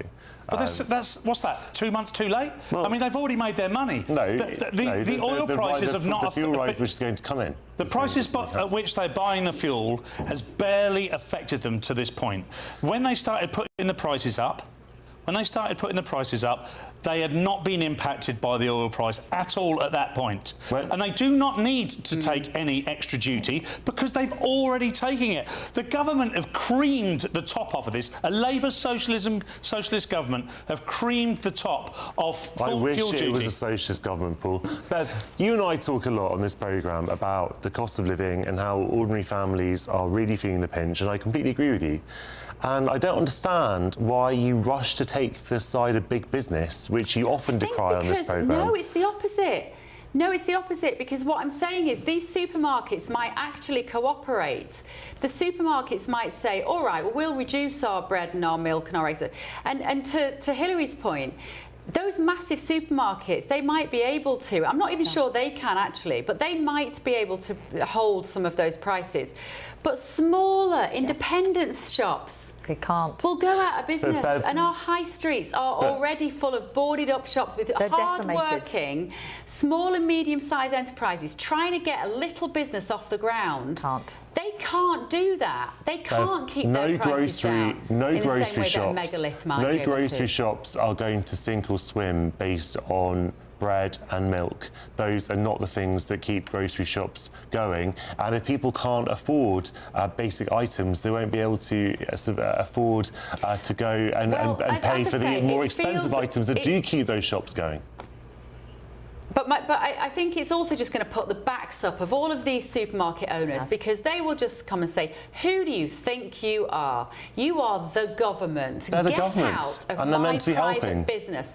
Yeah, but get out of my private business that I am running with no help from you. Don't come in here telling me to keep the price of butter down when I'm already not making a huge amount of profit. I sort of feel like if you want us to work, if you want us to make a profit, help us and every other business by looking at various other things that you can do in terms of It's not a zero-sum game, though, and it's not either-or. You can do all those things. The supermarkets have made huge profits in the last... Obviously, small businesses are accepted different, but the supermarkets have made huge profits in the last few years, and people are struggling with the cost of living. So the government... Is the government going to be thinking first and foremost about the big business? You and I agree on that. The big business should be paying more tax, for example. Or should they be on the side of the people up and down the country who are struggling to afford the basic essentials? Now, I'd have thought that you would say, as a pragmatic... I think it's neither use nor ornament, as my mother would say. It's neither one thing nor the other, because they're just saying to them, we're just going to ask you nicely to keep your prices down. Well, either have the cojones to say to them, stop taking the mickey out of customers. You're price gouging. They expect inflation, and you're actually price gouging, and that's not acceptable. We're watching you. Or help them from an economic point of view. But this is nothing. So you actually want more? You actually want sort of like a harder line then? You want more intervention? Potentially. Okay, fine. Well, that's a contradictory point then, because the panel seems to be agreeing with you that it's penalising big business. I actually would agree with you that you should have potentially some more intervention. Just, you know, as that well-known socialist Liz Truss instituted sort of a few days into her premiership, in fact 2 days into her premiership, where she gave everyone £500 off their energy bills, which was, you know, supported across the board at that time because people were struggling. It could have been done in a different way. But the idea that only socialist governments help people in times of crisis or when there's a cost of living crisis is just nonsense. Yeah, I mean, look, it's a brand new story. It's a brand new concept for us in the UK that the government would be talking to the supermarkets and telling them, will you please keep your prices down to help people? I'm forming my opinion on how I feel about it. I know it's only as we're talking, I'm sort of working out how I really feel about it. And I think it is the fact that it's neither one thing nor the other. It's just typical Labour, just sort of wishy-washy approach to it.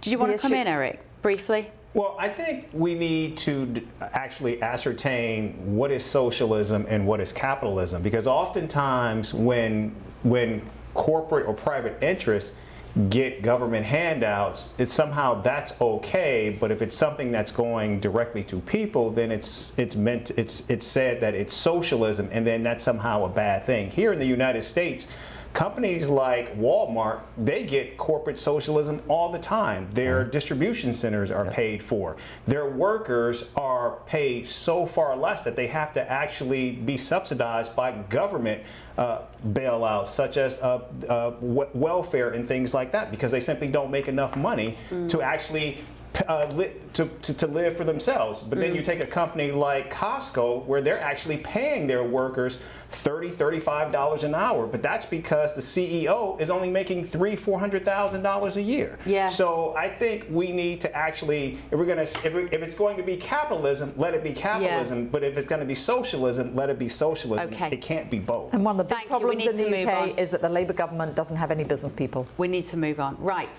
Thanks, guys. A new report is calling on the government to introduce a series of measures to better protect Britons from climate change, warning it is beginning to threaten the British way of life. The recommendations come from the Climate Change Committee, and they suggest that we introduce maximum temperature limits in workplaces, that we roll out air conditioning in hospitals and care homes, and that we change the school year so that pupils are not forced to sit important national exams in summer heat. The committee estimates that investing to protect the UK from climate change will cost about £11 billion a year of public and private money up to the year 2050. Let's talk now to former Liberal Democrat councillor, friend of the show, Matthew Hulbert, and former primary school teacher, Carla Auker. Thank you both so much for joining us. Matthew, when I heard there was a story suggesting that children shouldn't sit their exams in the summer because it's too hard for them, and they said, we booked a Liberal Democrat, I wasn't remotely surprised. Tell me why you're in favour of that. Well, I'm in favour. Well, I mean, I think it's not that I'm in favour of that. I think that the government are recognising that they've got to put in mitigation measures, because this government, along with governments around the world, haven't properly dealt with the issue of the climate catastrophe. And I was thinking earlier on, you know, we haven't really had climate change in the headlines for a while because of all the political turmoil. But really, if there was any justice, the climate catastrophe would lead every bulletin every day. Now, of course, I recognise that that's not going to happen. But I mean, in terms of the serious threat that it is to humanity, really, it should be leading every bulletin on every broadcaster every hour of every day. It's an existential threat to humanity. Matthew, what are you basing that on, the idea that it's an existential threat to humanity? The climate has always changed.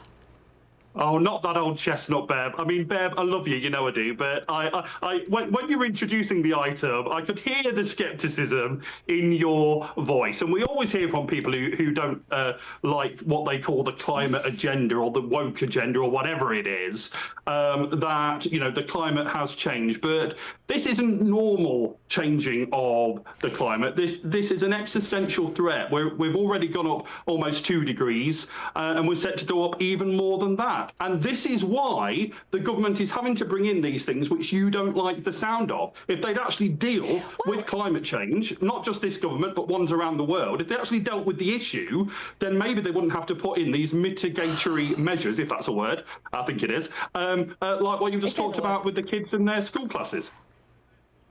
Look, I think this issue, let me just bring you back to what we're talking about here, Carla, because this is the idea that schools, hospitals, care homes should somehow have mandated maximum temperature limits. Now, let me ask you, as an ex-teacher or as a current teacher, do you need a government to tell you the maximum temperature limit that should be in your classroom? Or would you just, I don't know, like open the windows? This, for me, is not about politics. It's understanding what a child needs to function and what they need to learn well and recognising that properly. So are you in favour of this then? Do you think we should be having, say, mandatory air conditioning in schools? Because that's not going to help your climate change issue, Matthew, because you're going to be burning off more electricity. No, I think we need to start recognising that children's ability to learn is directly connected to their physical and emotional regulation. And yes, small environmental tweaks and adjustments can make a big difference. That might be an air conditioning unit if we have a massive heat wave. Equally, it might be opening a window. So you're on board, Carla, with the idea that there may be some ways in which schools have to accommodate kids not being too hot. My kids come home, they're in a very, very small school and it's an old building and it's not got good ventilation and it's either too hot or too cold. They do come home and whinge about it. But it always baffles me that a teacher can't just get out a fan and turn on a fan or maybe put a heater in a corner if it's too cold. Do teachers have the freedom in most schools to make those sorts of decisions anyway?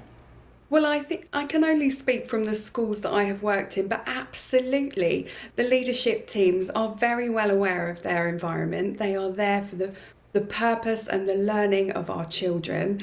And if a fan is needed and one is available, it will absolutely be provided, as it will opening the windows, opening the doors, having proper ventilation, and for the children having water bottles on their desk. It's not just about an enormous air conditioning unit on the wall.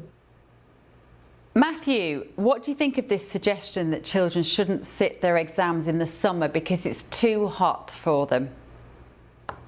Well, I think it may well be quite right. I mean, I'm not a teacher, but I just about remember being a pupil, although I'm very middle-aged these days, so it takes a bit of remembering. But look, you know, sometimes you did get too hot. And so, you know, if this is what it's felt it's needed, then fine. But actually, I'm more concerned at the moment, or at least as concerned, I'd better put it, with this as with the children of the global south, who are going to be first affected and most affected by climate change, even though they've done the least to bring it about. And so what we really need is governments around the world, and I have to say, especially the United States, which is a massive polluter, and China, which is a massive polluter, to finally take some action. But there doesn't seem to be much likelihood of that. And so me and Lib Dems and lots of others as well will continue to say action needs to be taken. Oh, and by the way, Bev, we Lib Dems have to say it because actually the Greens don't talk about climate change anymore. It's not really their thing.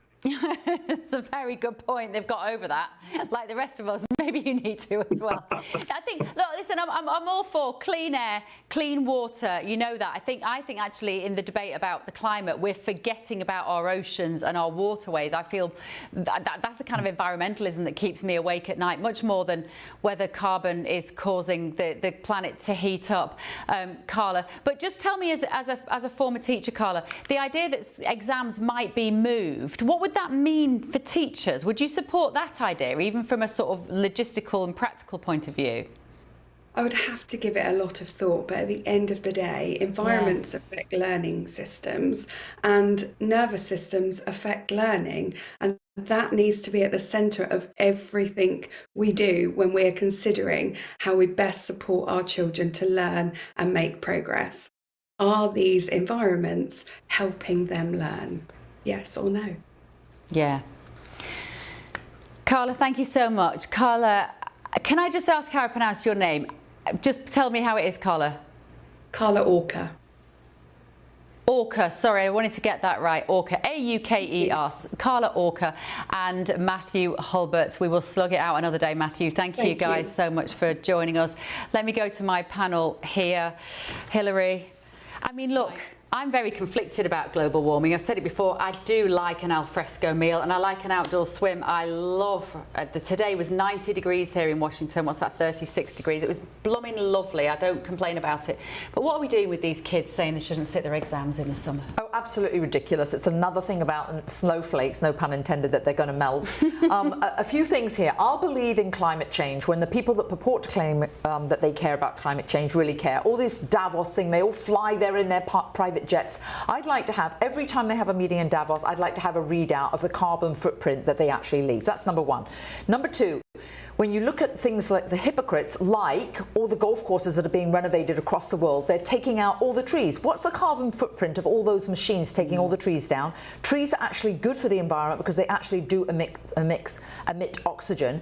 And then look at China, when he just mentioned there that China is one of the world's worst polluters. They actually every single year open 84 coal mines and coal mining producing facilities. So they are doing so much more damage. The little UK, sorry, it's not going to make a difference with the climate. And also think about things like the Obamas, for example, supporting this issue about climate change. They bought a house right on the water at Martha's Vineyard. If you really cared about climate change and you thought it was going to be a big disaster, you would not buy a house right on the water.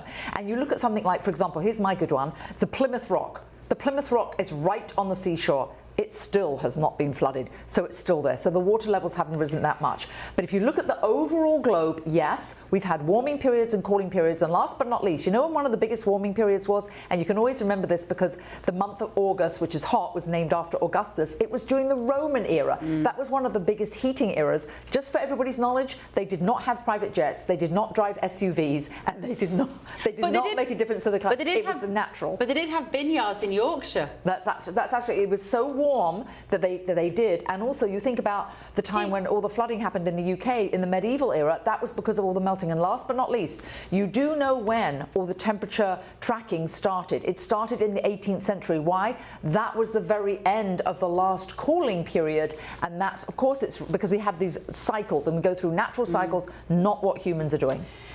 How do you explain the wildfires that we're seeing, particularly on the West Coast? Because they weren't clearing the underbrush. Because all these environmentalists weren't letting them clear the underbrush. The Indians, the American Indians, for generations always would clear the underbrush. They wouldn't let them do that. If you clear the underbrush, that doesn't happen. We're seeing more and more. No, actually, there were more in the 1930s. Statistically, there were more hurricanes in the United States in the 1930s. Okay, well then what about what we're hearing about in terms of how the oceans are becoming increasingly hotter, how in Antarctica, how ice caps are melting? Oh no, there are. There are global cycles, but it's not human. By the way, the volcano on Iceland, that caused more harm to the environment and the ozone layer than 637 years of anything that humans have ever done. And by the way, that was natural. So there's nothing that we can do. There's nothing that we did about that. Did they sell it because it was going to flood? I'm not sure why they sold it. I thought it was pretty odd because they seemed like they hadn't had it that long. Let's bring in London on this, fellas. Air conditioning in hospitals. I kind of think we're surely in the UK we have some air conditioning, don't we, in hospitals a bit, and care homes and schools? Because I would have thought places have been introducing it gradually anyway, haven't they, Jonathan? Well, I mean, air conditioning in hostels, I mean, if the hostels are hot, then yes, you will need air conditioning. I have to say that Hilary Fordwich may have many strengths, but as far as I'm aware, she's not a climate scientist, and the overwhelming consensus of climate scientists is that man-made climate change is real, it's dangerous, it's destructive, and we have to do something about it. So, you know, sort of listing your own alternate facts or whatever, it just isn't going to work. There is a consensus, there has been a consensus for many, many years.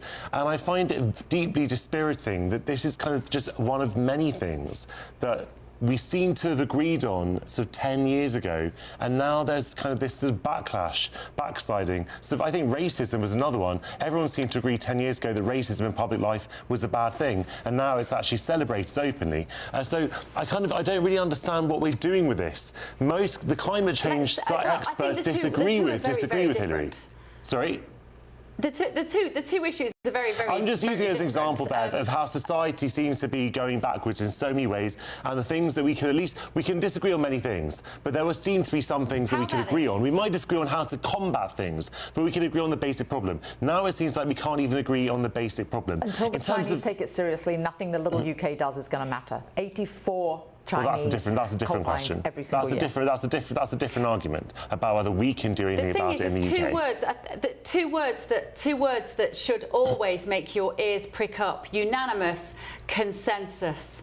Especially when it comes to something like weather, science, in which there is money to be made and has been for many, many decades by people with a vested interest in a green tariff effectively put on anything. If you say it's green, you can charge twice as much. It's made people billions of pounds. Just Paul Cox, come in and I can see you nodding. Go on, Paul. Hang on, Jonathan, we'll come back to you in a minute. Go on, Paul. Look, first of all, I thought Hillary made some exceptionally good points, some of which I would like to have made, but Hillary made them in a much more eloquent way than I could have ever done. So congratulations to Hillary, and good to see you. Good to see you, Hillary. No use sighing, Jonathan. It's my turn now. Sit and listen. The thing I would say is, look. 10 years ago, nobody agreed on a consensus. Absolutely not, Jonathan. We were told something 10 years ago. 10 years ago, Greta Toenail thought that climate change was real as well, but now she doesn't care about that whatsoever. Now she's in Gaza. And there's a Venn diagram of people with purple hair. At the same time. This is just a hobby horse of the left. Of course. Look, the worst thing about this, of course, if we're being serious for a moment, is climate alarmism is incredibly dangerous. It undermines any real science, because once they start talking about the world ending in 10 years' time or 15 years' time, and it doesn't every time they say it, then we stop believing scientists. And this alarmism and fatalism is scaring the living bejeebers out of children, because much like the trans debate, much like every other left-wing nonsense, we are ramming it into children and saying, you must either accept this or fear this. Absolutely not. Leave the kids alone. Climate alarmism is just that. There is nothing going on to worry us right now. There is nothing going on to worry us right now, Paul. We really are operating in different universes. I mean, that is the most, of all the statements I've heard you make, Paul, that is by far the most ludicrous. Of course, the world is scary. There are things happening. It's not about scaring children. It's about confronting the facts. Obviously, we can tell children, we can make it palatable, we can say we're doing lots of things. You can't hide facts from people. And Bev, coming back to what you said about 2 words, unanimous consensus. I mean, it sounds like a good argument on the surface, but if I would say to you, it's unanimous, it's general consensus that the world is not flat, that the Earth is not flat, you would say, well, yes, that's true. It's a general consensus that man went to the moon in the 1960s. You would probably say, yes, I agree with that. The fact that something's consensus unanimous doesn't mean it's not true, Bev. There's no reason to be contrary in everything. That's why you use it, Jonathan, because that's the mind trick, isn't it? That's what happened with vaccines. That's what's happening with climate alarmism, is they know what it takes to win an argument. They use the things that are real. So are you saying that gravity doesn't exist? Are you saying that the world is flat after all? Because it was just a mind trick that's round? I mean, what are you saying? Go on, Bev, it's your show, otherwise I'm really going to lose my temper. Actually do it by Zoom this year. Well, the thing is, you can't draw a comparison between whether the Earth is flat and whether man-made climate change is real. We have cast iron evidence that the Earth is not flat. I am prepared to agree with you on that one. The moon landing, that might be a conversation for another day, my friend. But actually, when it comes down to whether climate change is man-made, I don't think the evidence is unequivocal, and I think any evidence to the contrary was so brilliantly suppressed. There are even things that we can and can't say on this channel because there is still presumed to be this unanimous consensus. We have to have you on here, Jonathan, telling us it's real, otherwise we could lose our licence. That is how the unanimous consensus is forced upon all of us, and you do it beautifully. But it's forced upon all of us from all different directions, actually, but Bev, when do you it comes see, to man-made climate change. But just coming back to the point that I made at the If they cared beginning. about climate change in the UK, they would not be instituting air conditioning.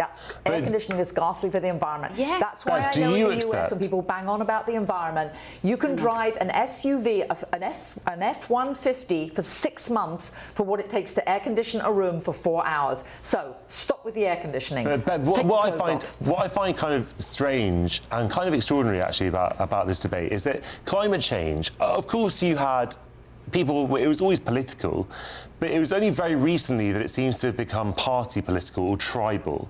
Because, you know, obviously Cameron's conservatism, whatever, hug a hoodie, going to the Huskies, etc. That was obviously one brand of conservatism. But it's only very recently that you began to hear mainstream politicians on the right that said, actually, we don't believe it, as though it became a mark of identity, a mark of tribe. That wasn't the case before. Yes. I could tell you why. But do you understand why? You know why? Because we've all become tribalists. We have to believe in what our tribes say. No, it's because a lot of people have woken up to being brainwashed about various issues, and we're starting to do our own research, and we're no longer listening blindly to what the BBC tells us. That's why, and it just appears that those people who consider themselves to be right-wing are questioning blooming everything. And then we're coming to our own Questioning is great, conclusions, but we and that's no can't bad all thing. set up We've got our to own move on. climate Yes, laboratories, waiting. We've got to get one more. We've got to get one more topic in before we get to the top of the hour here, because a new report has found that the rushed rollout of digital ID plans, guess what, alarmed the public and damaged confidence in the scheme. Do you think? The Home Affairs Committee said limited consultation and poor communication fuelled concerns about potential government overreach. Under the policy, digital IDs stored on smartphones will be linked to government records and used to verify a person's right to live and work in Britain, as well as their eligibility for benefits. Let's talk to Noah M. Kenny from Digital 520, a global consultancy specialising in governance, security and privacy. Noah, thank you so much for joining me. So apparently the reason we don't want digital ID is because of the delivery of the communications. And if only they'd phrased it in a way that we would have bought more easily, everything would be okay. I deeply, wholeheartedly disagree, Noah. Yeah, that's definitely the topic of discussion. You know, I'm not defending the announcement. I think the announcement was a mess, and the committee's right to say so. But the underlying policy is really the topic that everybody's debating. And so, you know, the right response to a botched rollout is generally to fix the rollout and not to abandon a reform that, you know, a lot of comparable companies have. And so Bradley herself said that, you know, future mistakes might prove fatal for public confidence. And so I think the delivery is an important component to get the public respect and the public buy-in. But after that, it becomes a question of whether it's good or bad policy. And is it good or bad policy in your opinion? I think the initial version was very bad policy. And fortunately, we've seen a lot of reform to the current version. You know, if we look at it from a privacy perspective and the privacy implications, you know, the privacy concerns depend entirely on the architecture. And the architecture of the current bill is I'd say, fairly good, significantly better than the original version. The digital ID credential now lives on your phone, not on a government server. There's no central database that ministers can query because that database doesn't exist. And so the government can't go and pull a list of everyone who proved their age at a supermarket yesterday because no such list is generated. And so if you compare that with your bank, your supermarket loyalty card, your Google account, you know, all of them would know significantly more about you than the gov.uk app ever would. And so, you know, the honest answer is that the digital ID designed this way is far more private than the status quo, not less. Could they do more, though, Noah, to protect people's privacy and also the concern that a lot of us have is that this is the gateway to much greater control. If you pair it with a central banking digital currency, we're going to be living in a world where we won't even be able to spend our own money unless we've reached certain conditions dictated to us by the digital ID. Should those fears be, are they genuine fears? Yeah, so I think any fear is genuine, but I'd like to break this into two parts. So first, I need to make the distinction that digital ID is not the same thing as the central bank digital currency, though some argue it's a gateway to getting there, right? But really, there's a fundamental difference here, which is that digital ID is a credential. It proves who you are. And, a CBDC is money. It proves what you own. So we're proving two different things, and there's a wider gap between those two than I think a lot of people realize. And so, I wouldn't make the argument that digital ID is necessarily going to lead to centralized banking in that way. Now, to the other part of your question, we could broadly...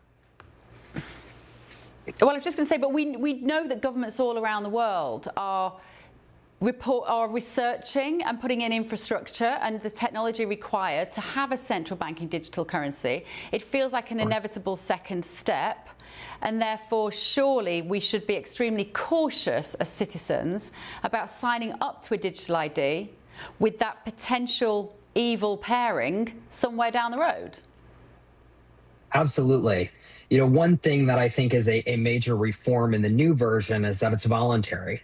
And so individuals are not required to sign up. There's no additional policing, but it's not a wide gap to go from a voluntary system to a mandatory system. Right? And that's definitely the direction that we're seeing, heading in. And so, if you kind of look more broadly at the question of, is this just mass surveillance under a different name?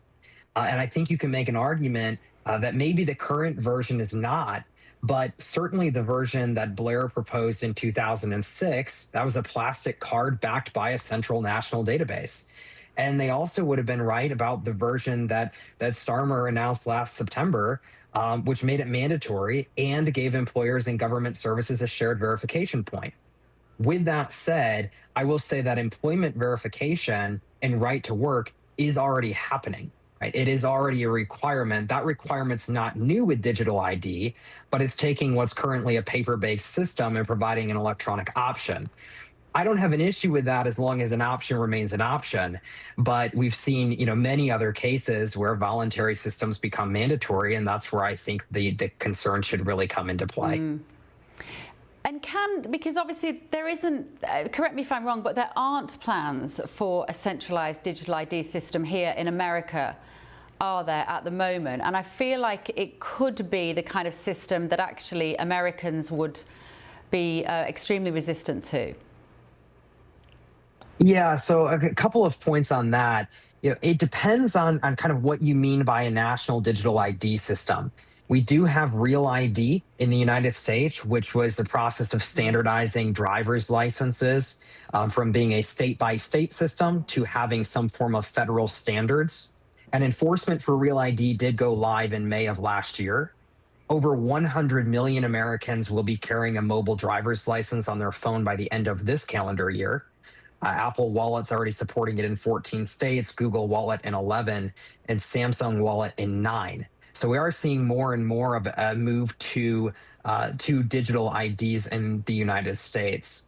With that said, America has opposed national ID cards on principle for many years. But Real ID was passed 20 years ago. And so for 20 years, the American government has argued that there is opposition to having a national ID card while quietly building one anyways. And now we have Real ID that has effectively standardized these licenses, but it's still voluntary, right? In terms of whether you want digital ID, but to be able to fly in the United States, you do need Real ID. So we've seen that shift I was talking about a little bit earlier from it was voluntary in entirety to now to access certain government services to make it through a security checkpoint, you do need that Real ID. Yeah, I've been there myself when I forgot my passport on an internal flight and had to sign up to some clear system that was a bit baffling, and it did my facial recognition, but I didn't have a choice at that point. But Noah, thank you. I'll talk to you again. That was really interesting. Noah M. Kenny there from Digital 520, a global consultancy specialising in governance, security and privacy. Let me know what you think. gbnews.com/you'll say. More to come in the next hour, including this. Right. What are we doing to help the children? Come in, let's have a chat.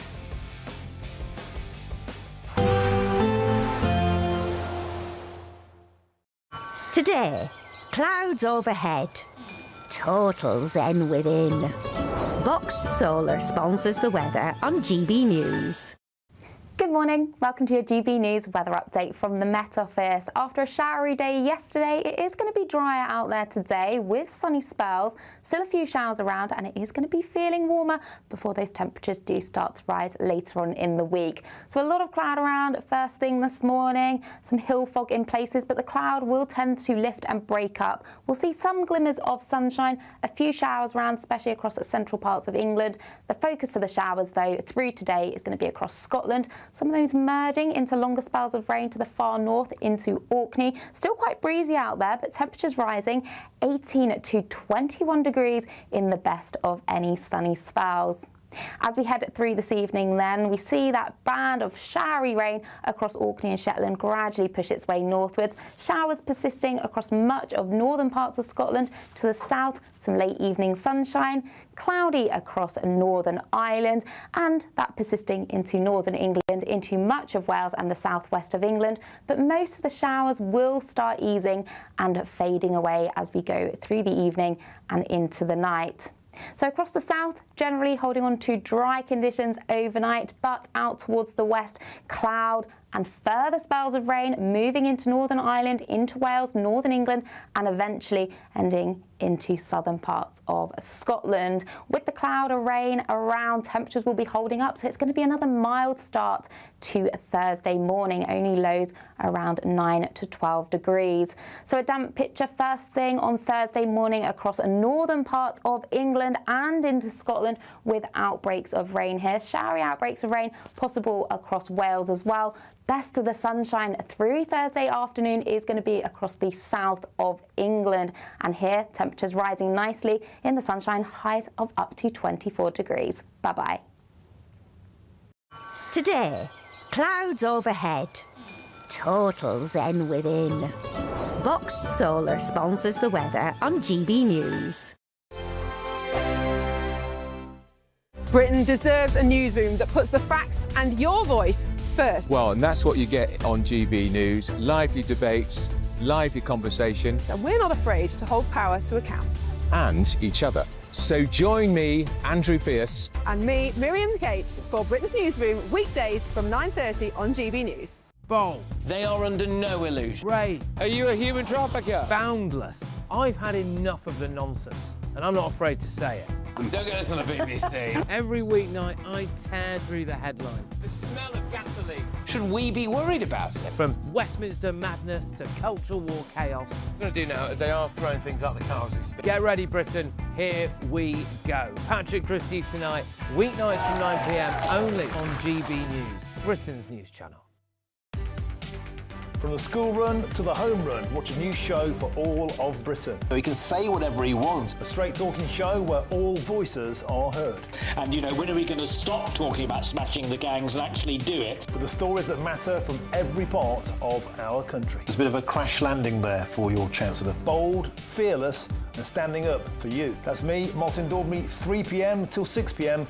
weekdays, here only on GB News. The People's Channel, Britain's news channel.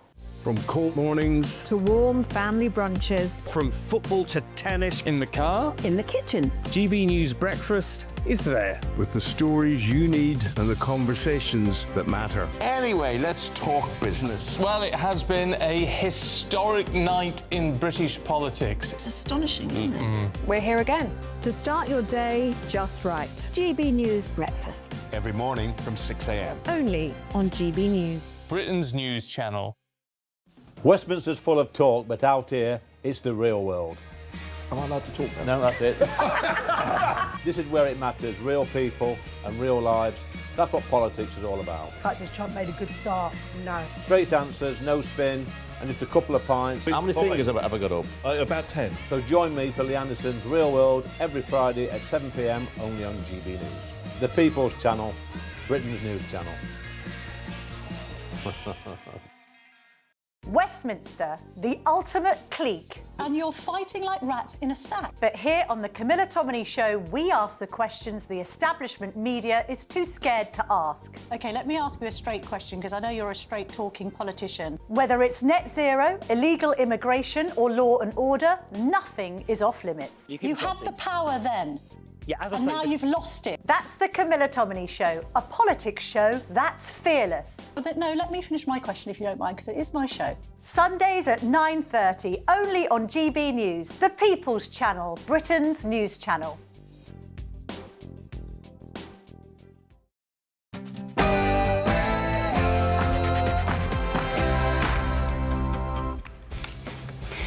Live from Washington, D.C., this is Bev Turner for GB News with the stories shaping Britain and America. Now, I've got to show you a clip which has been doing the rounds on social media today, and it involves Gemma Collins. Now, you may know who she is. She's from reality TV.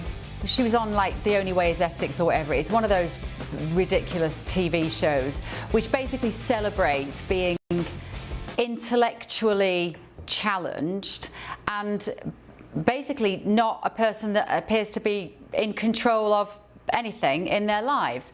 And so this is the woman who the education department, who the government, who Bridget Phillipson have decided to get involved with messaging around our education system. I kid you not. Let's have a quick look at this video in which this paragon of virtue appears.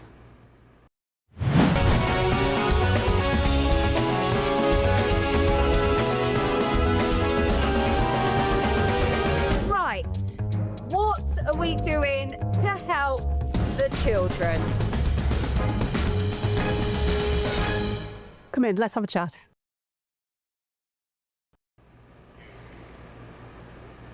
Come in, let's have a chat.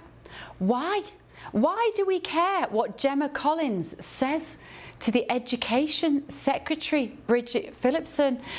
If you saw Catherine Birbalsingh, let's say, Britain's strictest head, walking into that room to have a conversation with Bridget Phillipson, I would feel reassured as a parent. We all should, that she's listening to people who know about education and who know how to get the best out of our children, to inspire them to be the very best version of themselves. Healthy, clever, disciplined, driven. I want to see Bridget Phillipson talking to people like that. I don't want to see Bridget Phillipson asking the opinion of Gemma Collins. She couldn't even stand one day in I'm a Celebrity, Get Me Out of Here. Do you remember that? She went in for one day and it was too tough for her. And Bridget Phillipson thinks we want to see her inviting Gemma Collins in to talk about what we can do for children. Gemma Collins knows nothing about what children need. Now, the Department of Education say that she left school with minimum qualifications. Oh, well, that's reassuring. That's who we want to go in to talk about GCSEs. And apparently she spoke to Labour about to ensure that children in a similar position are not left behind. The whole point of education is not that you prepare for children to leave school without qualifications. You work out how to make sure that children leave school with the very best qualifications possible for that individual child. And that doesn't mean they all walk out there with 11 A stars at GCSEs, but it does mean that you aim high. You don't say, let's get Gemma Collins in to encourage us so that we can prepare for children. We can make sure they're okay when they leave school and they can't read and blooming write. That's all that messaging says to me. We're reading also online, apparently Guido Fawkes, one of the websites, is saying that Gemma Collins was not paid for it, because that was one of the first questions which leapt onto social media today. How much of our taxpayers' money has gone to paying Gemma Collins to take part in this ridiculous advert that basically we should all be ashamed of as Brits? You can be ashamed on our behalf if you like, Eric Ham, as an honorary Brit tonight. I actually Go thought, on, Hillary. No, I actually thought when that came across, when I first saw that, I literally thought it was a comedy skit. I honestly... You thought it was AI? I thought it was AI when I first saw it. Well, I just thought it was a comic relief. I didn't think that was actually being taken seriously. And I'm sorry, but it does matter that you're a good role model. She's not eating properly. She's not eating healthily. She's not living a healthy lifestyle. That is not a good role model for children. So I don't know how she lives, but that's not a good example to children. Just right there, you can see that visually. And then also, I just think you have to be, like you said about the qualifications, don't practice what you preach. And I think children are very good. They have a very good radar at being able to determine authenticity. When you're not living the life, you have to be the proof in the pudding for the children, and she's not. You know what? If they'd got to bring in all of our panel into this conversation, you can bring in someone that didn't do brilliantly at school, maybe, like a business person that hasn't really aced their A-levels and GCSEs, has made a success of their life and they've built something and they've tapped into their resources, their resilience, their deep drive. Bring that person in. I want to listen to what they've got to say. I also want to know how they managed to come out of school with no qualifications when they're clearly bright and capable people. But Paul Cox, Gemma Collins, it's like this government, it's like, I've said it before, it's like they're literally trolling us. They want to wind us up and make us angry. Paul Cox, I'm angry. It's working with you, Beth. Well, in the contemporary world, Bev, in the contemporary world we now live in, Gemma Collins is successful by that metric. Now, anybody who's well known is considered successful. In many ways, this is class appropriation. This is the Labour Party trying to tap into what they believe as the working class. Is Gemma Collins. She's a bit of a Wally. We'll get her on, and the other Wallies will like her too. This is how it feels to me. Here's a Wally. You will understand the Wally. Listen to the Wally. The Wally's got some things to tell you. I'm listening to him right now, mate. Look, I'm someone who actually left school with maybe 4 or 5 A to Bs in. I never went and did A-levels. In fact, I went straight into work. And then I was lucky enough that one employer saw something in me I didn't see in myself, and I ended up with a degree 4 years later because they spent some time with me. And the difference between what happened at school and that employer is that school didn't interest me, so I just assumed I wasn't academic. If they could concentrate on that, I think that would be much better. And then when I found something to focus on, boy, I was off like a rocket. I didn't mind learning. I wanted to get on in the world. I suddenly realised that I didn't have to live on working class wages for the rest of my life. I could become something. And I'm not saying anyone who's working class and doing a working class job who is satisfied with that is not making anything of themselves. This is why I talk about the class appropriation. I'm saying there has to be a way out of it if you want to. And usually that is through education. It's as simple as that. I wouldn't be doing this job now had I not taken the path of education, because it wasn't until I became a middle management, senior, middle leadership in the corporate world that I decided that was enough for me and became a comedian. I never would have done any of those things, been in any of those situations had it not been for education, Bev. You know what? It made me feel sick to my stomach when you said that, Paul, because you really hit the nail on the head. Because what's happened here is there's a bunch of suits in Westminster have said, who can we get to appeal to the working person? I know, we'll get Gemma Collins bursting out of an ill-fitting waistcoat, because that's what the working classes are like. And it's so offensive and it's so disgusting. As someone that grew up in a working class family, I think that kind of patronising attitude, let's get her. She's a bit thick. Let's get her in. She can tell us what to do with the kids. Eric Ham, come in from an American perspective. Do you have a parallel to draw? Actually, we do. It's called the Trump cabinet, where you have so many people who are vastly unqualified to be in those positions. But I think what's important is what many people know, even though they are unqualified, is these are people who will not challenge the authority, they will not challenge the president, and then they will do his bidding, even if it is unlawful. And so I think this begs the question in terms of ultimate leadership. What does this pick? What does this mean? And what does it represent in terms of the government, in terms of who made that decision? So we're seeing that every day. And I think that is why we are now bogged down in a bad war in Iraq and facing 4% inflation and many other things. Scott Besson, J.D. Vance. Marco Rubio have absolutely nothing in common with Gemma Collins, and it's a genuinely like I think that's something we can all agree on. Comparison. I was just thinking, it's a ridiculous who is it comparison to make. I can't see anybody around that table. Look, I think that he's more qualified than most of the generals. Jr., Linda McMahon. Brilliant human ethics lawyer. If you think you'd like Robert Kennedy Jr. when he was Caroline fighting. Levitt's one of the best press secretaries we've ever had. Well, you know what? Having this debate is almost like having a debate on climate.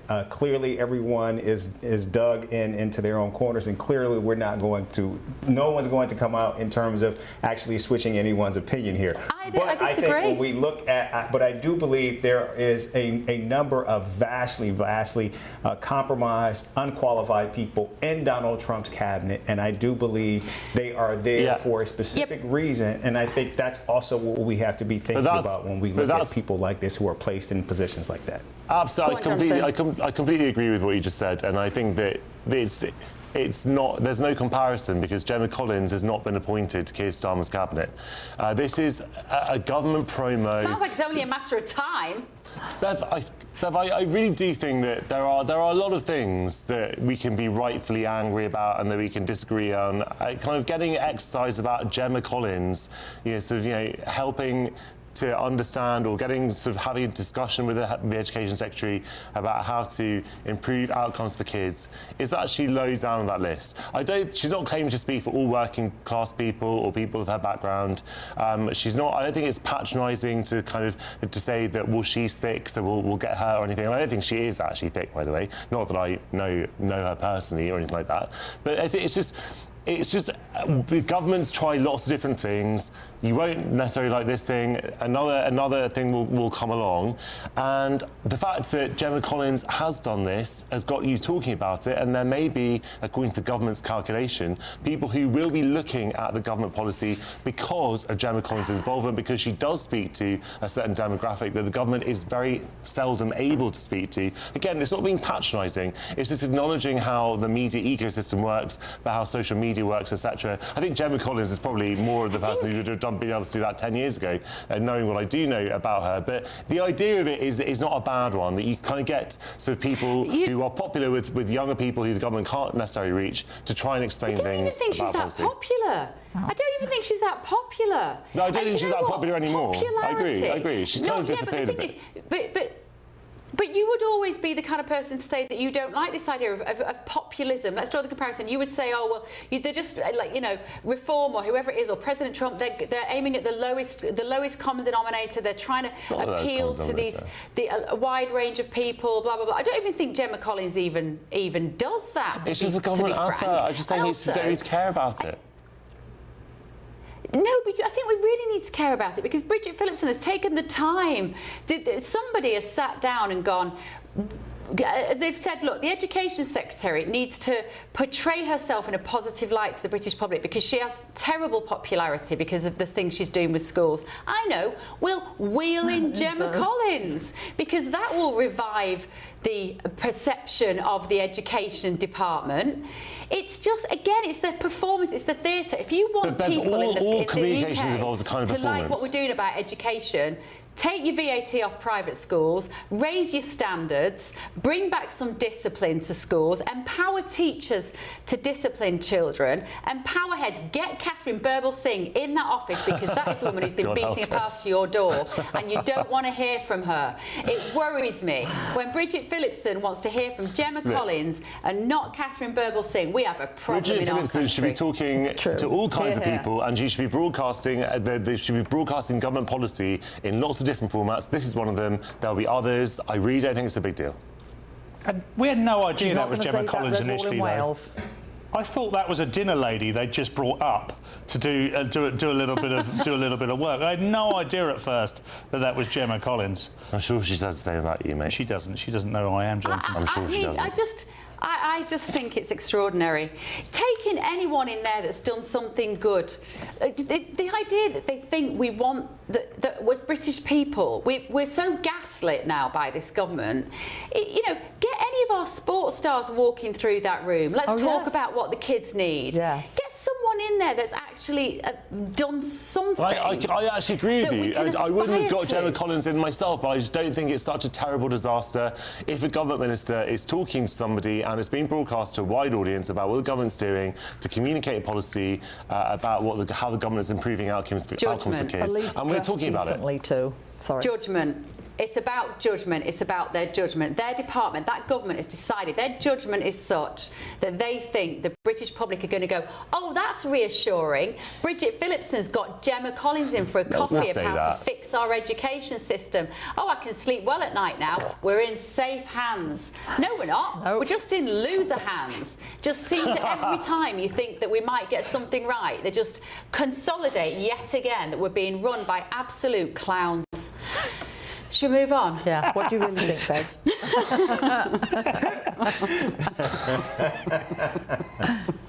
I can tell you what, if Gemma Collins has got a fan club, they might be beating a path to my Twitter door by 9 o'clock tomorrow morning. They wouldn't be the only ones, Bev. I'm sure she's a very nice person. Do you know what? I'm sure she's a lovely person. I just do not want her anywhere near our education department giving advice to Bridget Phillipson. Bridget Phillipson, who herself, let's face it, is from a council house. Bridget Phillipson is a brilliant example of social mobility. Absolutely. She worked really hard, single-parent family, I don't think Gemma Collins is advising her. Went to Oxford University. She should know better. Well, that blooming video said she was in there to tell her what to do. I don't think that's what happened, Bev. Well, let's hope not. Right, moving on. Much more serious story. Obviously, we broke this news yesterday on our show. It's about the shooting in San Diego yesterday afternoon. Of course, 3 people were killed. It was during a shooting at the city's largest mosque. Law enforcement we now know, have seized more than 30 guns from the perpetrators, including pistols, rifles and shotguns. They also found a crossbow, whilst executing 3 search warrants at residences associated with the suspects linked to the attack. Police did confirm that 2 teenage suspects were found dead with self-inflicted gunshot wounds in a car just a couple of blocks from the mosque, saying that they appear to have been radicalised online. Here's what they said. The victims who lost their lives yesterday were there to help others, be part of a community that came together in peace. Instead, they were confronted by teenagers who appear to have been radicalized online to believe that they didn't belong because of how they looked or where they worshiped. We found and seized numerous firearms from 2 of those locations, including numerous pistols, rifles, shotguns, ammunition, tactical gear, as well as electronics. So far in this investigation, we've seized over 30 guns and a crossbow. We're continuing to process the information from all the locations, and we will provide more information when we're able to do so. The FBI also identified writings and various ideologies outlining religious and racial beliefs of how the killers thought the world they envisaged should look like, as well as a manifesto. So I can confirm there has been a manifesto that's been recovered. I would reiterate it's early on in the investigation. We are dedicating every resource the FBI has to conduct a thorough analysis of that manifesto to try to learn what led to this, but I think also more importantly, how can we stop future attacks? So I know there's a lot of questions related to this on the community. What I would just continue to reiterate is they didn't discriminate on who they hated. It covered a wide aspect of races and religions. So it was revealed yesterday by one of the suspect's mothers that her car and weapons had gone missing a couple of hours before the attack. At about 9:42 this morning, we received a call of a runaway juvenile.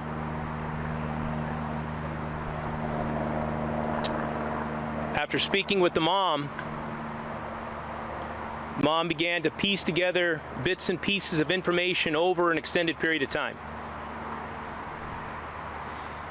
The information that she was gathering and conveying to us began to elevate the threat level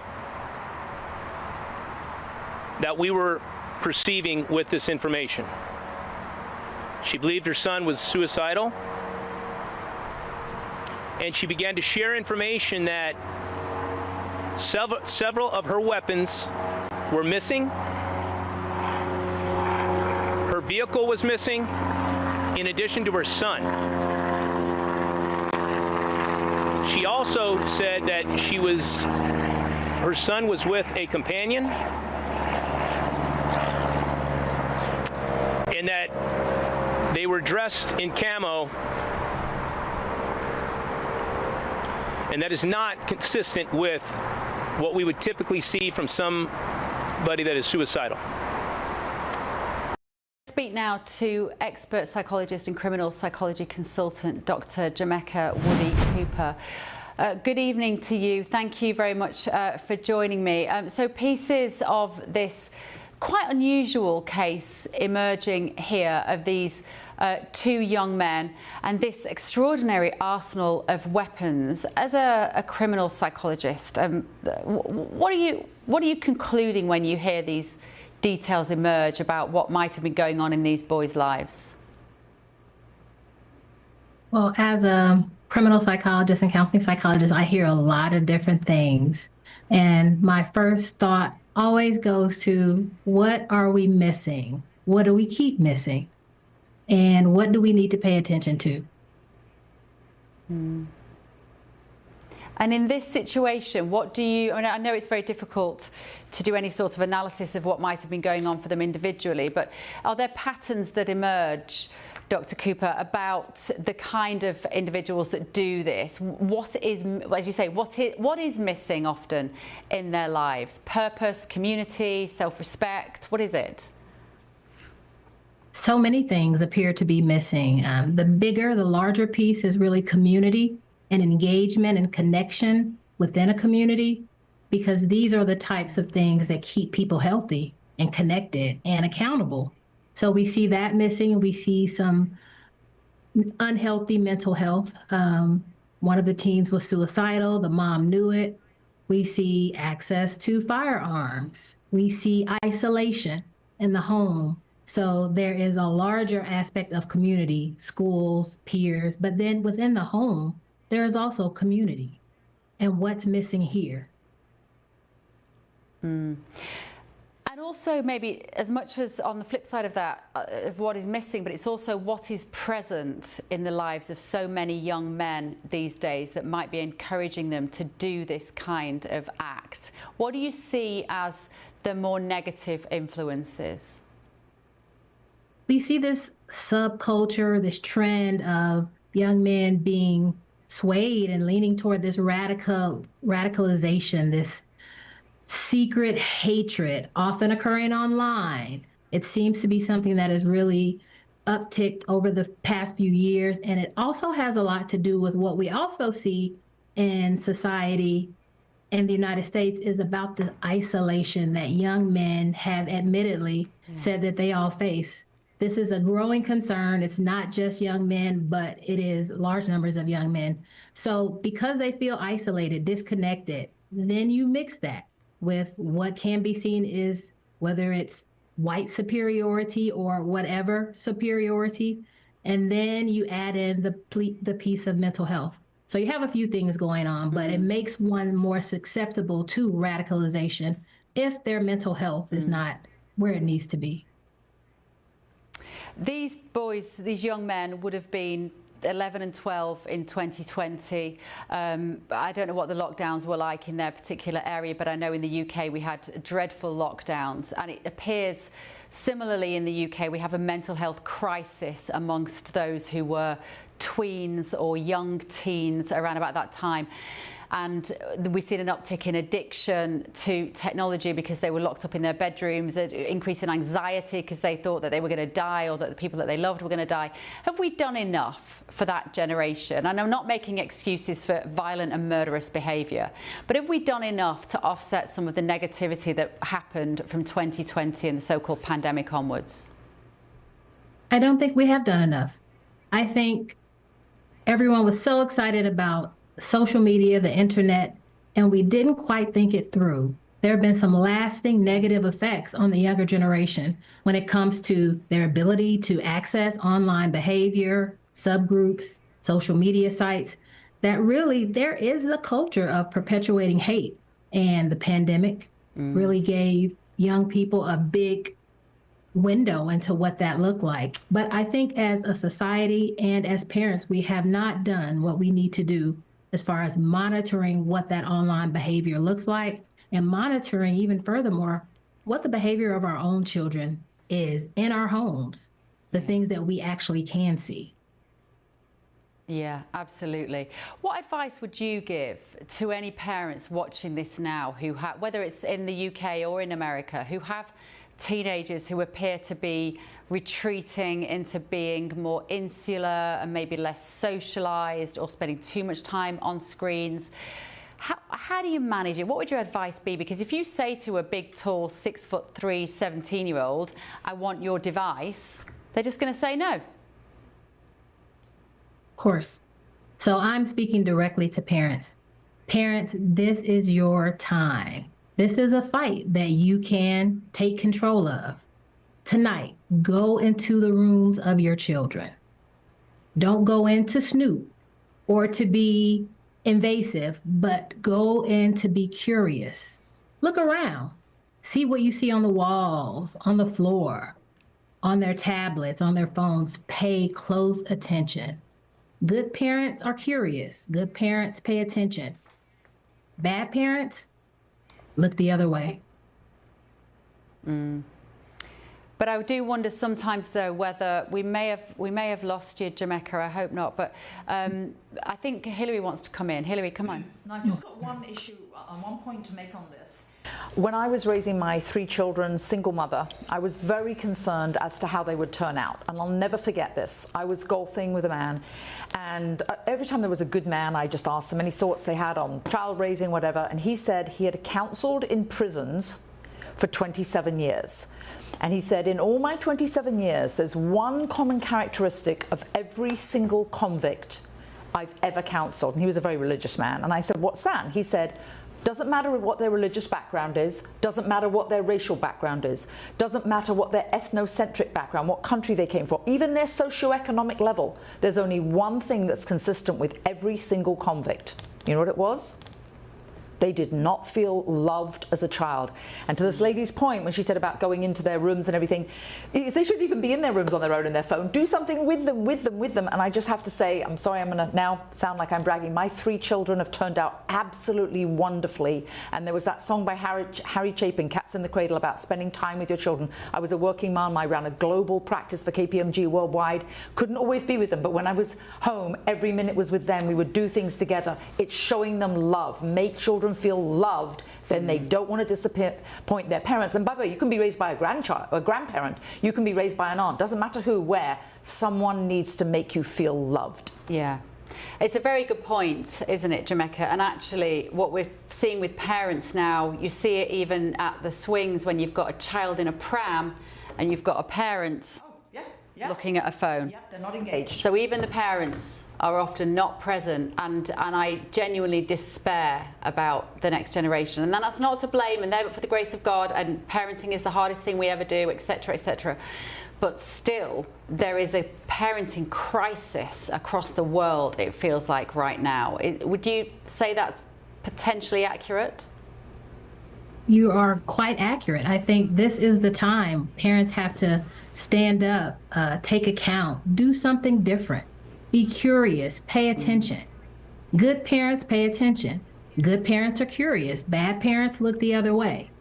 And I think this is the time where parents can actually do something about this. We may not be able to stop it, but as parents, we have the first line of duty. We see that child more than anyone. We know that child. We know what behavior is normal, what's abnormal. We know what patterns are normal. We know what language, what words they use, what their online behavior is like. You can actually monitor it. There are many platforms that help parents do that. But I think parents have to take a much more proactive role, much more. And actually, I read something once, and I have 3 now, teens and early 20s, and I read something once about the fact that there is a natural separation with teenagers, with their parents, older teens particularly, and they may stop listening to their parents for a little while, and to some degree that is healthy, but that teenagers will often respond to an external adult. So maybe an aunt or an uncle or a friend of the family that they might sit down and have a coffee with, or an ice cream, whatever, or maybe even a beer if they're old enough, that they might still talk to another adult. Would you recommend bringing in another trusted person if you feel like you can't break through with your kid? I definitely recommend that. And maybe that trusted person is the other parent. Maybe it's a sibling, maybe it's a cousin, maybe it's a neighbor, maybe it's a teacher, someone at school. But we have so many options as parents. The community is wide and vast, and I think it's up to us as parents to utilize the resources that we have in our communities. Church members, anyone, but get other eyes on your child, because you can't be the only one watching and noticing, because of course when that happens, you will miss things. Yeah, and as these poor parents have done here, 2 grieving sets of families for their sons which carried out the most horrendous act. Thank you so much, criminal psychologist Dr. Jameka Woody Cooper there. Can I talk to my panel about this? Do I have time to do that? Yeah, just very quickly then with my panel, let's talk about this, Eric. These shooters, obviously they're common here in America, too common. We don't have guns in the same way. We don't have these same sorts of outrageous, these atrocities. But who is to blame? Is it the community as a whole?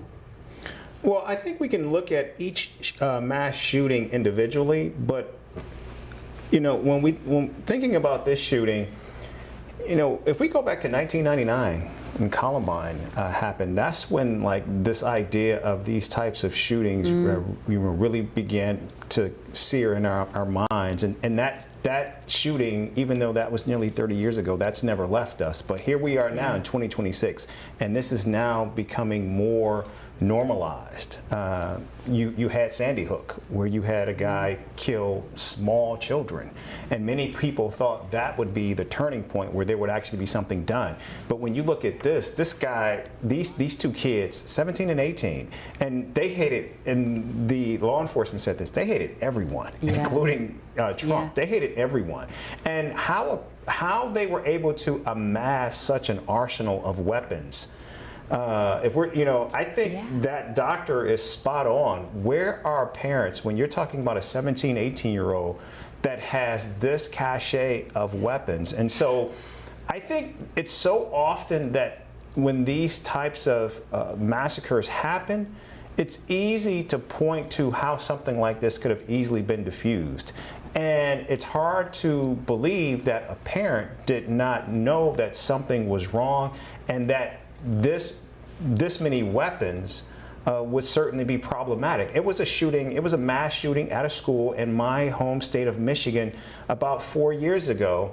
And when the parents heard about the shooting, they didn't even know it was their child, but they automatically knew that their child, in fact, it was one of the parents actually rushed home to see if their gun had been moved, and turned out that it had been. And so it's like, parents know their children, but oftentimes we see, particularly in this incident, where they are reluctant to do what is necessary. And I think that's unfortunately what happens.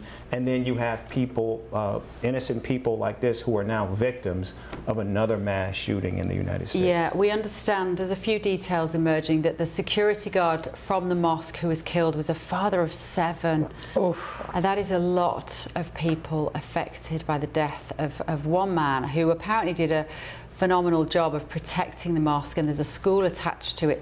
This could have been so much worse. Obviously, the internet is awash with speculation. There are reports that the 2 shooters, and I cannot confirm this, it is just gossip, that they may have been in a relationship. They were potentially both trans boys / girls, born male. Again, not confirmed. If that is the case, that will be another example, because trans people tend to be overrepresented in these school shootings. There's a vigil going on at the moment. Well, this is San Diego. San Diego's a little bit more conservative than probably other parts of Southern California, but I'm not sure it would have risen to the level where they were completely ostracized because of their gender. I mean, I don't know what their sexuality, their gender was, but the fact that you're talking a 17-year-old in this country is still a minor, 18-year-old not. But still, the level of weaponry that these two young individuals had at their disposal, that's a problem. Yeah. Irrespective of their sexuality. And I think that also makes this an issue for their parents as well. And the fact that that the manifesto spoke of so much hate towards people of color, towards Jewish people, towards the President of the United States. You cannot tell me people walking around with that much hate, their parents do not know about that. And I think that makes it even more problematic. These are powder kegs that were waiting to explode at any moment. And parents had to have known that. And I think that makes this so much more incumbent upon the responsibility of parents, because these are basically lethal weapons that are walking the street unbeknownst to so many people. And of course it was unleashed on this mosque, and you see now you've got 7 or 8 children who are waking up without a father. It's tragic. Well, the parents' situation is a lose-lose situation. Either they knew about it or they didn't. If they didn't, then they were totally and utterly uninvolved. Who has that many weapons, as you mentioned there, Eric, about that kind of manifesto, that kind of hate, to be carrying that and the parents not know? Although I will say, I thought the mother actually did say that she thought that her son was suicidal, but they went in cameo thing. And with regard to the transgender issue, it hasn't been mentioned in many of these school shootings. What I've understood actually, though, that is 89% of all mass shootings were conducted by transgender people. Oh, let's not go there. No, and but if it is 89%, we need to look at, is it the chemical? No, that is not. You cannot make that statement about mass shootings that are taking place in this country, because we know mass shootings in this country occur from people who simply don't like other people for whatever reason. The Pittsburgh synagogue shooting, are we going to say that was a transgender person? I thought that was the national statistic. Are we going to say the person at Sandy Hook was a transgender? Are we going to say the people of Columbine were transgender? Are we going to say the guy that shot up a movie theater in Colorado, are we going to say he was a transgender person? So I think we have to be careful about the type of language and the terms that we attach to these people. What we do know is that this is an epidemic that is plaguing the country, but I don't know if it's responsible to say that it is because of someone's sexual gender or identity why the United States is now plagued with these types of shootings. What we do know is these shootings are a direct result of the proliferation of guns in this country. There are more guns in the United States than there are people, and there are more than 300 million people in this country. So that is, of course, a problem. Yeah, I think the figure that Hillary just quoted of 89%, that sounds high to me, but I definitely have read previously that given how few transgender people there are, it's a tiny number, that they do appear to be overrepresented in some of the statistics around school shooting. Some speculation perhaps because they have a huge amount of behavior altering drugs, particularly if it's testosterone. When you say transgender, like who was a transgender that was involved in a mass shooting or in a school shooting? I need to find. I don't think we can adequately say that because.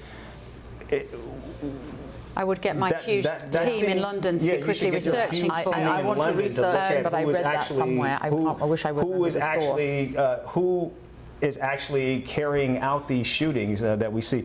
We know even the shooting that took place in Illinois over the 4th of July weekend during the Biden administration, when he was able to get gun legislation, this first time that we'd ever seen that happen in more than 30 years. Again, that was not a transgender individual. The person in Charleston, South Carolina, that shot up a church and killed the pastor and those individuals when they actually invited him in, Dylan Roof. Was Dylan Roof a transgender?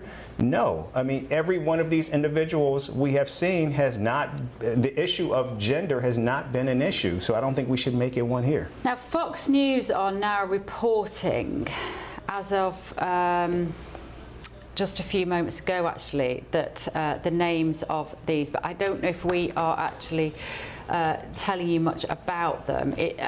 But one of the reasons why we probably won't hear much about the 17-year-old is because, in fact, that is a minor. So I think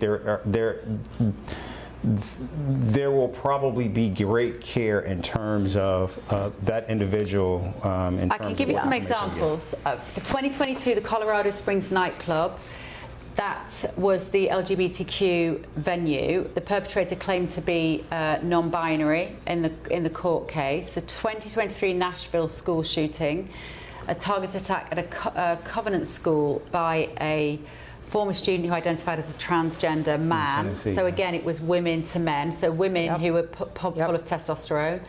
And there was a Catholic church shooting incident in which the suspect also identified as transgender.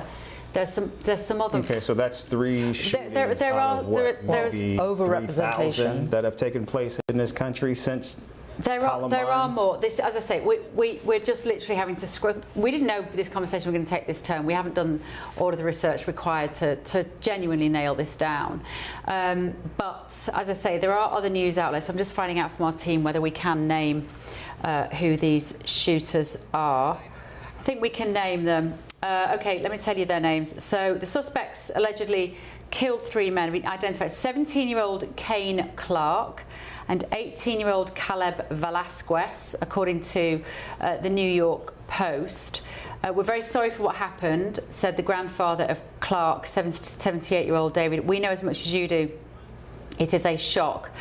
Clark had been on the wrestling team at Madison High School, according to the school's media page. San Diego Unified School District spokesperson has told Fox News that Clark had been attending school virtually since 2021. That's what I did say. Well, in the pandemic, a lot of kids just did not go back to school. 2020-21, they just then homeschooled. That's why I did say but it said he's been attending school virtually, which means he wasn't being homeschooled. He was somehow the school's letting him stay at home. That's what a lot of people did. That's what a lot of schools have done since the pandemic. You could do the classes online, like we did in the lockdowns. Why? Because the children said they couldn't mentally cope with going back to school, and so rather than saying, "Come on, you're fine, you're not at risk. Come on, you've got to come to school and socialise," they have accommodated, and some might say indulged. In some cases, it will be genuine, but a lot of them, it won't have been in the interest of that child to stay at home, to be schooled online and then spend more time in your bedroom being isolated and not being out. Now, the photographs of this individual certainly looks gender ambiguous, is the best way to put it.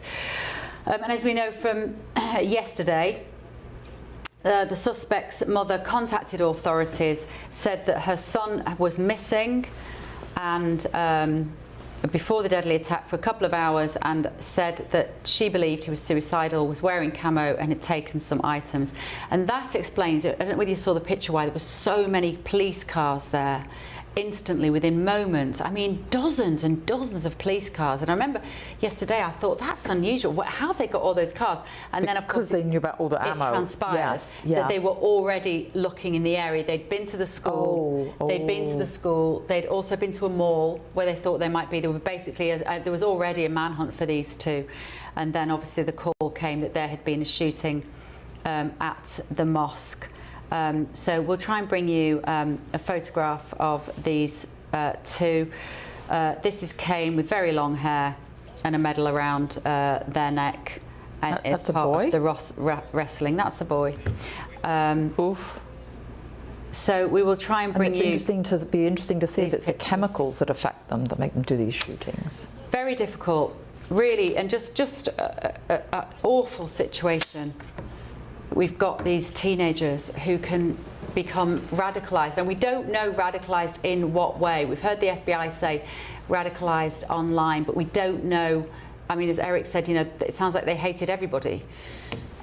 Muslims, maybe Jews as well, probably women, probably gay people, probably they hated Trump as well. I mean, you know, the list will be long, but if you spend too much time in your bedroom attached to an algorithm that is going to keep sending you the same material over and over again, and guess what? It's quite easy to get radicalised. Can I bring in my London panel on this story, boys, as you're listening to this? Your thoughts on this, Jonathan?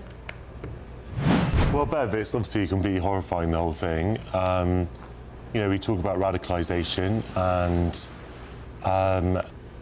there is a real mismatch in the media discussion of anti-Muslim attacks. That we hear rightly when Jews are targeted in Britain, for example, it's completely headline news. It's everywhere. But when Muslims are attacked, and there are attacks of mosques as well in this country, fortunately, no one has been killed for a long time. But there have been sort of, I think a mosque was firebombed recently, and it barely gets covered in the media. There is this sort of mismatch, which I think sort of it permeates the British media culture, where Muslims are seen to have their lives are seen to be worth less than other people's lives, and that is horrifying. And I'm afraid you do have a radicalisation that takes place across the media, across the right-wing media sphere, I'm afraid to say, where we just have this sort of drumbeat of making people terrified of Muslims.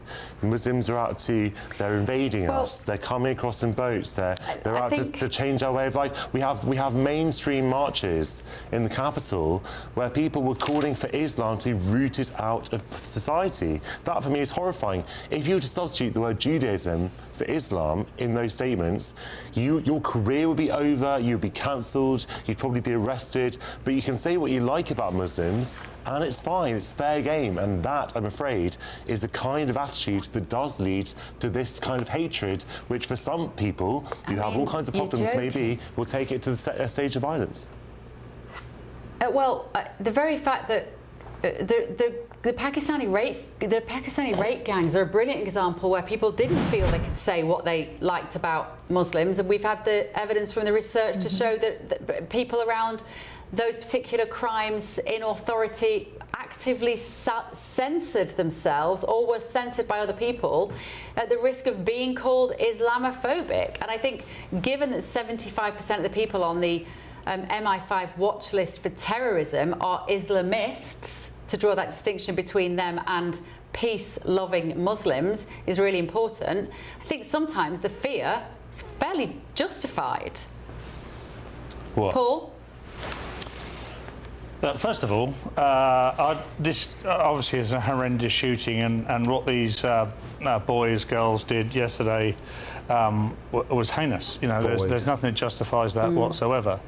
However, now we're having the discussion about Islam and Judaism.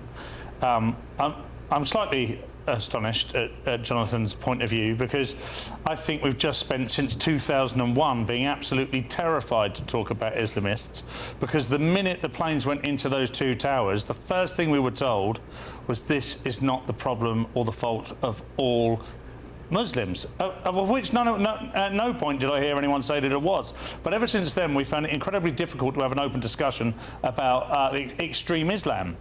And that's all we hear about. When you say it's all we hear about, I think what you mean is we talk about it quite loudly on this channel and we get criticised for it. However, it is not discussed anywhere else than this channel. So there is a reason that people tune in to listen, is because they are getting to hear and see what they have noticed themselves read back to them as if they're not mad, because there are plenty of people out there now, part of the GB News family, who have seen this stuff go on and see it go unreported on the BBC or Sky or ITV or whatever it might be, and that's because it goes right back to 2001. Now, I don't want to make yesterday's shootings about this. I think it's entirely unfair to do so. I don't care who that was shot yesterday. That's not right at all. But like I say, we're having the discussion, and I think, you know, I don't think there can be a balance here. We can say, oh, it's okay if we shoot one, if we shoot the other. Look, I think we have to say that Islamophobia goes to the very heart of this administration. Laura Loomer, who is a senior advisor to the president, responded to the shooting yesterday by basically saying that the people deserved it and that all Muslims should be deported from the United States. Has there been any kind of pushback? No, of course not. So what do we infer from that? I'm sure she didn't say the people deserved it, and I just want to push back on behalf of her, and I don't agree with a lot of what she says, but she certainly wouldn't have said the people deserved it. Well, shall I find? I can dig out what she said if you like. I'll have to look it up. But she attacked the people in the mosque. She said because the mosque had apparently links to some kind of Islamists. The assumption was, the inference was that they deserved it. And then she went on to say that if Muslims are so concerned about their safety, they should all leave the United States or be deported. Now that is racism. That's Islamophobia. That is Islamophobia that exists at the heart of this administration, Bev. But I don't think that was necessarily what was driving these two individuals in terms of what they did. I think what was driving them was they looked at that mosque and they saw it simply as low-hanging fruit. It is actually one of the largest facilities of its kind in California, and given that these two individuals were just teeming with so much hate, I think they saw that place, given how big it is, how influential it is in that area, and I think they decided that this would be where they would go and they would act out their hatred towards everyone. I mean, it just so happened, I think, to be a mosque. It could have very well been a synagogue. It could have very well been an all-girls school, an all-Catholic school. But I think that was just because of its size, because of its stature, and because of where it was located, I think it just made it an easy target for these two individuals. We also have to, when we're thinking about San Diego, San Diego is a place that is often seen as a very jovial, fun, loving place. It's a place that I've been to several times. It gets like 355 days of sunshine a year. You go there, it's teeming with just absolutely beautiful people all across the city. And it's a place where people are just genuinely happy. They spend all of their time at the beach, hanging out at cafes, clubs, things like that. And so this would actually be perhaps the last place in America that I would think something like this would actually happen. And I think it speaks to just how deranged these two individuals were, and I think that's something that community is going to have to live with for quite some time. Yeah. Bev, can I just quickly read the Laura Lima tweet out very quickly? She said, "Don't fall for the hate crime hoax today. This mosque is evil and needs to be shut down by the feds. Terrorists among us." If that's not, implying that the people in there were somehow guilty, then I don't know what is. She didn't say they deserve to die. I think the connection that there is. There has been, and I can't personally verify this, I saw it online yesterday, that this particular mosque had connections to some of the people from 2001 who were involved in 9/11. Have you heard that, Eric? Absolutely not. And then she says, "I hate Islam and I always will, Bev." And has there been any kind of disavowal for the administration? That's the point I'm getting at. You can hate Islam, Jonathan. All that other stuff aside, I don't think that's a controversial statement. In the same way I don't like fall for baked the hate beans. crime hoax today. If that wasn't a hate crime, what would have been a hate crime, Paul? Well, hate crime is entirely manufactured and entirely subjective. But if you're going to continue, look, if this is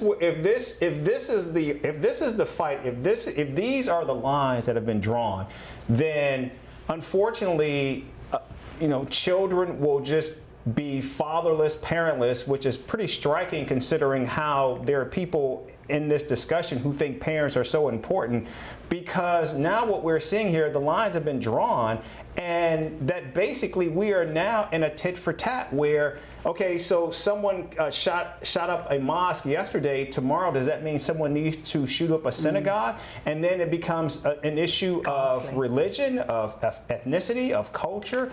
And in the United States, we have seen too many bodies buried as a result of this level of hatred, and at some point you have to begin to wonder when and where does it actually stop. I do worry about that, I really do. I can tell you what was the most effective way of making people stop raising concerns about Islamism, and we forget about it, we almost never mention it. I just wanted to look it up then to remind myself of the date. Charlie Hebdo, 2015. Yes. When there were, I had to remind myself of the number, 12 people killed in France by Al-Qaeda linked gunmen, including top editors and prominent cartoonists, because they'd published a controversial cartoon depicting Muhammad.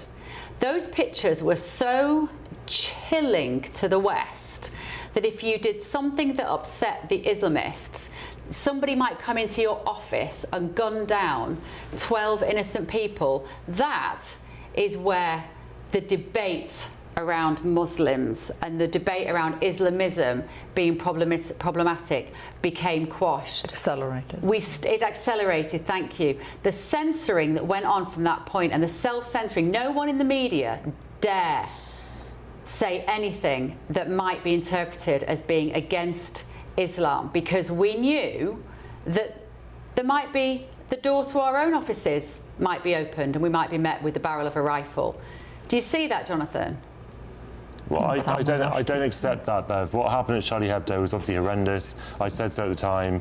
Doesn't mean that Charlie Hebdo was not guilty of some sort of bad judgment in some of the things they publish. But people are allowed to publish things in bad judgment. It certainly doesn't justify killing people. But I don't see how that follows to your next point. I'm sorry. I think it scared people. It scared law-abiding people who had concerns about Islamism, because it made us all feel very vulnerable. Bit of a downer to finish on, ladies and gentlemen. We normally like a bit of a giggle, but we haven't quite managed it tonight, but we will have next week as well. Thank you all, Paul. Thank you, Jonathan. Thank you, Eric Ham. Thank you, Hilary. Everybody sleep very well at home. Some pretty heavy topics there, but we'll be back with some lightness tomorrow night, midnight in the UK, 7 p.m. here in Washington, DC. Sleep well, night-night.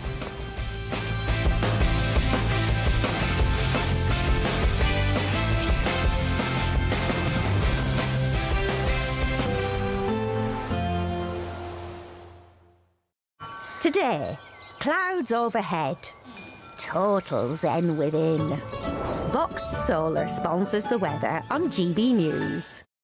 Good morning, welcome to your GB News weather update from the Met Office. After a showery day yesterday, it is going to be drier out there today with sunny spells, still a few showers around, and it is going to be feeling warmer before those temperatures do start to rise later on in the week. So a lot of cloud around first thing this morning, some hill fog in places, but the cloud will tend to lift and break up. We'll see some glimmers of sunshine, a few showers around, especially across the central parts of England. The focus for the showers, though, through today is going to be across Scotland. Some of those merging into longer spells of rain to the far north into Orkney. Still quite breezy out there, but temperatures rising 18 to 21 degrees in the best of any sunny spells.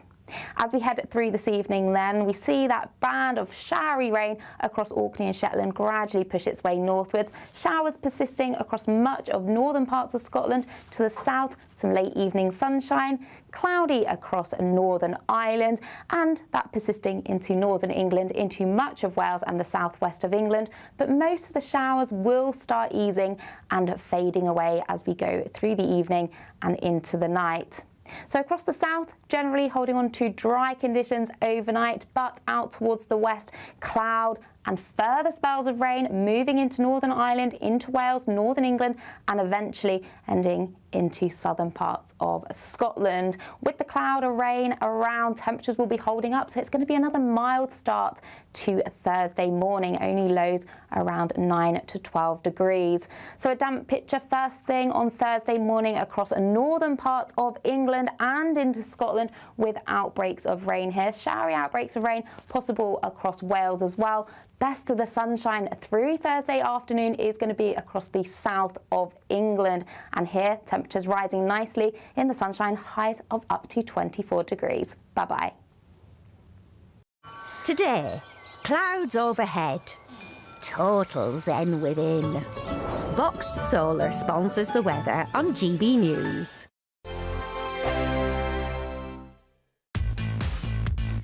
Five hosts, 5 opinions, 5 fearless debates.